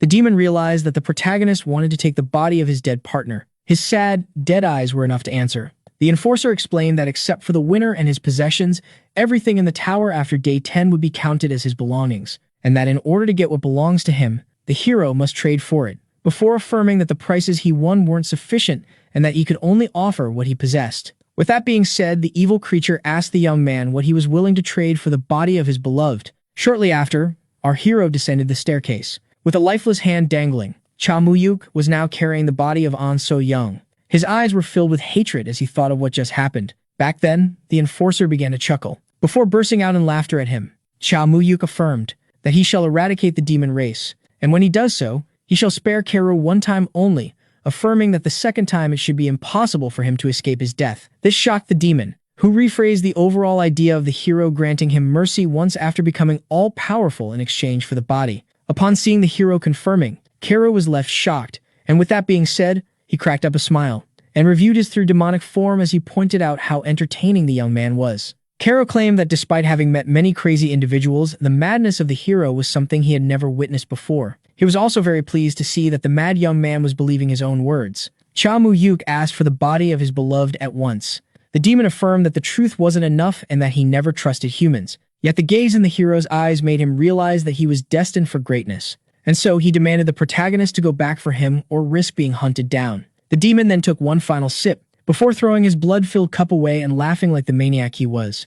After continuing his descent, the grieving young man found himself in front of the general administrator, who praised him for beating all the talented people in the forced hunt and coming back alive. The creature was also very pleased upon hearing the hero state that it was the first time he was happy to see it, and then claimed that all the struggles he had faced inside were essential for his character development. Yet the hero didn't want to hear any of it. The demon pointed out how the protagonist hadn't lost his sharp tongue, only to look down on the little creature, and claimed that it was his first time seeing the awakened Will, who was somehow adorable. Its owner explained how he needed to go home before anything else. This confused the blonde one, so the protagonist explained how he wanted to give the lady some rest. The demon was annoyed by this humanity. It then asked him to keep a low profile, as seeing the only survivor of the hunt arrive will surely cause a fuss. Cha Mu-hyuk decided to keep that in mind, before fast dashing outside. The demon, who was surprised by this speed, assumed that the hero had acquired a skill ring that makes him emotionless, but quickly shook off the idea. Shortly after, our hero returned,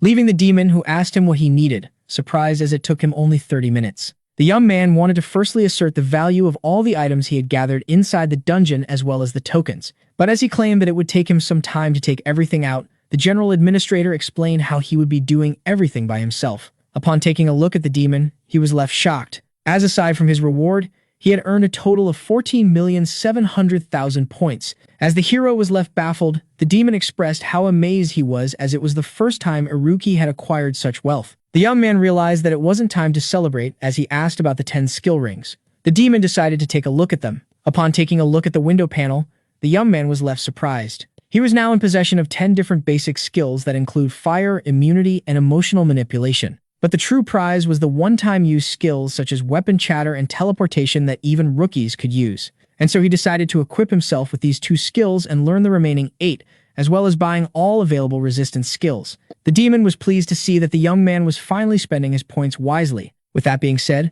the 10 skills became part of the young man's arsenal. The creature then decided to move on to the skills he had just bought. With that being said, our hero gained many resistances. The demon explained how many rookies foolishly buy attack skills when they should focus on the resistances, which are a little more pricey. With everything being set, the young man decided to take care of the most urgent matter. Having decided to trust the words of his master, and so Cha Mu-yuk asked for the dragon bones to be added to his body. What shocked the demon, who asked the hero if he grasped the meaning behind his own words, yet the young man confirmed his desire to replace human bones with the draconic ones. The creature explained how these bones would be hard to wield as a weapon and wasted on enhancing the Wolverine claws, affirming that it might give the protagonist the strength he wants if he manages to survive the procedure. The administrator revealed how he had never implanted such high-value bones and asked the protagonist if he was certain of his choice, seeing how high the chances of his death were. Even so, the young man affirmed that he was certain of his choice. This made the creature smile, as it immediately began the operation, claiming that he wasn't to blame if anything bad happened. Just then, our hero noticed that his mark was beginning to react. He pushed Fluffy aside for its own safety. With that being said, our hero was lifted into the air.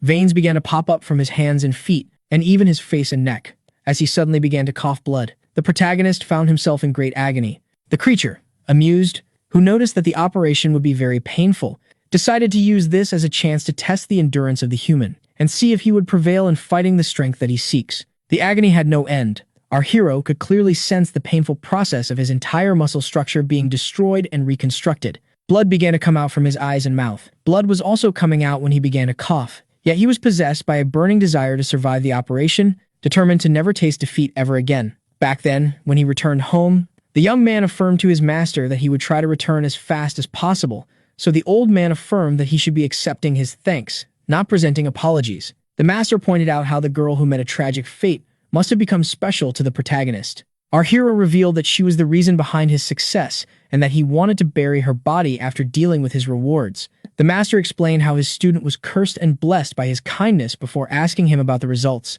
At first, the young man had a hard time explaining, but after doing so, his master was left baffled, having not expected this level of success. Yet the modest one affirmed that he had help. The handicapped then pointed out how the bones of the dragon were still too strong for the young man to maneuver and would be difficult to sell in this small village. Selling it to the administrator would give him a hard time fetching a good price. This item was so precious that even in the big city it would be difficult to find a proper buyer. Upon seeing his master suddenly pause, the young man was left intrigued. The man asked his disciple if he really wanted to become powerful quickly. Our hero affirmed, claiming that it was his weakness that resulted in the death of his partner. After seeing the gaze in his eyes, the man told him that he was now in possession of her way to do so, despite it being very risky, claiming it to be a way used by a single person that arrived even before the administrator settled in the tower, and despite having his doubts, he decided to tell his student. The man affirmed that he was free to accept or refuse this method, where he should prepare himself for death. The young man turned and looked at his late partner. Our hero smashed his fist on the table, affirming that he wanted to know about the method as he was ready for anything for the sake of power. The teacher expected such an answer from his disciple, and so he revealed it all to him. Back to the present, the administrator affirmed that the hero was an idiot for not taking his warning seriously regarding this impossible operation. And just as he claimed that a rank 6 was too weak to survive the bones of the dragon, the window panel suddenly popped up and left him utterly shocked. As all resistances and recovery skills had been upgraded to grade 6, the demon assumed that this was an effect of the transplant, as this unknown phenomenon to him could only be explained by the transplant damaging the young man in all fields. This also made him realize that the young man, who was aware of this intention, had purchased all resistance skills. Meanwhile, Fluffy looked in silence with tears in his eyes. An entire day had passed, and the results were much more than what the demon had predicted, as after 24 hours, all the resistance skills had ascended to grade 1, but it wasn't as confusing as skill synthesis being triggered. This allowed our hero to succeed in the challenging task of increasing the precision of skill combination that fuses many skills into a new one. The success state increases with the grade, and in case of failure, the involved skills would have their grades down. This was a skill that all needed to give great thought before deploying, yet this young man here was using it while unconscious, which didn't seem to be planned. All of these mysterious occurrences made the administrator believe that the one before him forgot to mention some details when giving him the tower. Just then, the demon looked at Fluffy, confused, and was left baffled, as it was using some sort of dark enchantment. The demon couldn't believe what he was seeing. What the creature was doing was undefinable, yet it was clearly related to the old events of the operation. And just as the demon was left baffled by the envied effects of the connection between evil feeling and its owner, the window panel suddenly popped up, and left him even more baffled,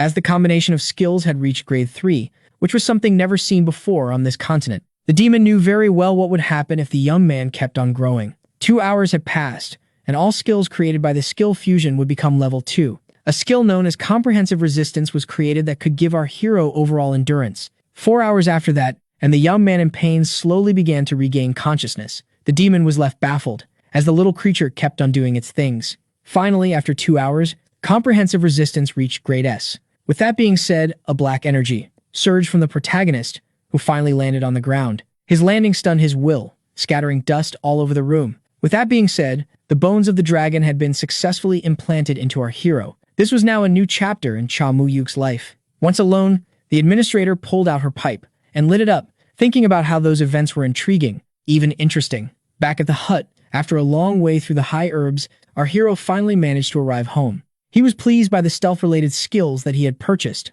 as they allowed him to escape attention. The master, who was sleeping while sitting, suddenly opened his eyes, as his disciple had returned. The master was happy to see that the painful operation bore its fruits and gave his student a better chance at life. The hero affirmed that it was only natural, seeing how he had him as a teacher. Just then, the man asked about Fluffy, So the hero explained how he didn't introduce him to his new friend after returning from the forced hunt, as it would take a long time. Upon hearing everything, the teacher was left baffled, unable to believe that his student was now in possession of the evil feeling. The young man was surprised to see that his teacher already knew about this item. He then explained how it was his prize as the first place of the hunt, and seeing how humans couldn't consume it, the marble was awakened and took this shape. The teacher had never expected to see an evil feeling come to life and bend to his student's will. Before explaining how him mentioning it so normally was out of the ordinary, the master, who wanted to hear everything about his student's journey, affirmed that the young one had a much more important matter to handle first, as the body of his beloved was lying on the table. The man then explained how he had taken the necessary precautions in order to prevent the body from rotting,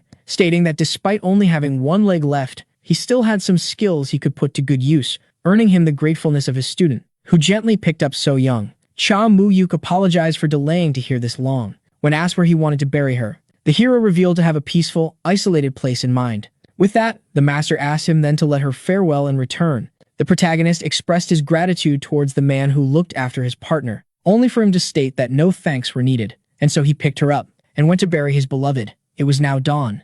Our hero stood in front of the tree, remembering the good old days, and the first time he met the girl, this tree separated their hunting territories. Our hero apologized for having entered her domain. He then apologized for burying her in the soil, as graveyards usually attract grave robbers, promising to bury her later somewhere better. The protagonist, who claimed to be trustworthy, affirmed that with his progression, he would be back soon. He then presented his claws to the girl, claiming to have upgraded them to grade 1 and that they were very much efficient. The hero recalled how she once accused him of stealing this weapon from the movies, making tears roll down his eyes. Even so, he quickly dried them up, affirming to his partner that he would be all right, and that he still remembered her words. The protagonist was determined to fulfill their promise regarding taking down the demon god before coming back for her, and so he bid her farewell until their next reunion, asking the little marble to follow. But Fluffy turned his gaze, and found On So Young sitting nearby. The spirit then waved goodbye, and with that being said, the evil feeling began to follow his master. A gentle smile was drawn on her face, as she wanted her partner to lighten up. While walking through the forest, the young man began to think of how during the operation, he lost consciousness multiple times to the pain and could only feel darkness and great agony. But somehow, in the madness of unconsciousness, he could only see her pushing him to keep going. The young man claimed that this unfated death gave him courage, seeing how the lady overcame all obstacles and deserved to take on the demon god. Our hero couldn't accept the fact that someone like So Young was now under the soil, and so he affirmed that this particular crime of the demon race was unforgivable. Later on in the Aspel village, it was stated that the monthly rent was 200,000 points, with ejection the day of the delay, and that requests for getting servants were acceptable. This is what Liratal, the demon in charge of the tower, said to our hero before asking him to get out of the tower. But the protagonist stated that she was only repeating her words from yesterday and asked her if there was anything new, only to be met by the same coldness. Our hero began to think of all administrators' bad personalities who should show some more hospitality, seeing how their job was to provide kindness. Even so, the protagonist was glad that the papers weren't too difficult. Cha Mu-yuk was now living inside a village, thinking of how due to him being the only rookie alive, he would be hunted down by the clans that sponsored the others. Moving to another village was something forbidden to first years, which is why he had no choice but to buy in advance as a village colonist, like a second year. Despite the procedure being expensive, our hero claimed that it was worth the risk as they had the freedom to choose. The modest house that he purchased was more expensive than his old home and would serve as a base inside this village. The protagonist returned. He began to think of how he wanted to give the best care to his master. He claimed that Mr. Ku was an expensive caretaker that he hired to go on long journeys without worrying about his master. He should drop the formalities and call him by his name. The current caretaker seems to be from the orc race despite his looks and takes his job very seriously. Just then, the master called out his student for relying too much on his evil feelings, before stating that he didn't need care and that his students should just focus on becoming stronger. This made the caretaker feel as if he was not needed, so the teacher tried to clear the misunderstanding. As our hero explained that he didn't agree with him, Cha Mu-yuk explained that knowing that his teacher was being taken care of would give him the relief he needed in order to keep evolving with a clear mind. With that, the master had no choice but to follow the logic of his student. Cha Mu-hyuk explained how he was now strong enough to not be constantly worried about overspending his points in order to reassure his teacher. The man then pointed out how powerful his student, who asked the orc and the magical item to play in the garden, had become, revealing that he had expected him to become rank 6, and that it was a total surprise to see him surpass rank 6 by a lot.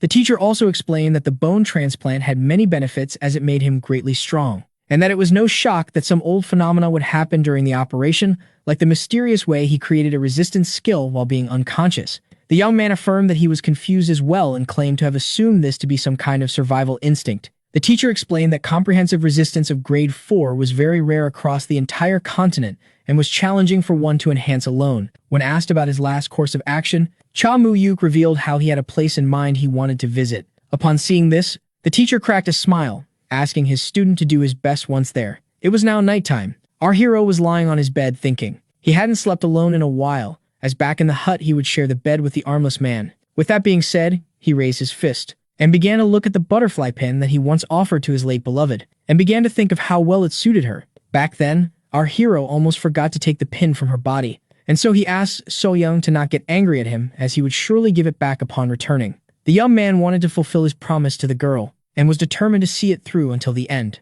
2 days had passed. Our hero found himself under the sun, walking in the wide desert. He then stopped upon arriving at his destination, and lifted up his hood. The protagonist was now in front of the fortress beneath the dune. Upon feeling something jiggling, he realized that Fluffy wanted to come out despite the heat, but then realized that it shouldn't be a problem seeing how a first-class item shouldn't be too much affected by the desert. Cha Mu-yuk began to think of how this impressively immense sandcastle was reputed for its rewardless monsters. Farming points would be difficult, and there was no easy way around this map according to the master in this place that was considered as cursed ground by Aspel. Even so, the protagonist had one reason behind his presence inside it. Something began to form itself inside his hand, and after some time concentrating, the core consumer was now in possession of a sword. According to the hero who has the ability to craft small shields, this sword was pretty efficient despite not being crafted from the bones of a dragon. According to the protagonist, most monsters like the skeleton soldiers were labeled as swordsmen. Yet despite these troops being weak, they were known for their formidable sword skills,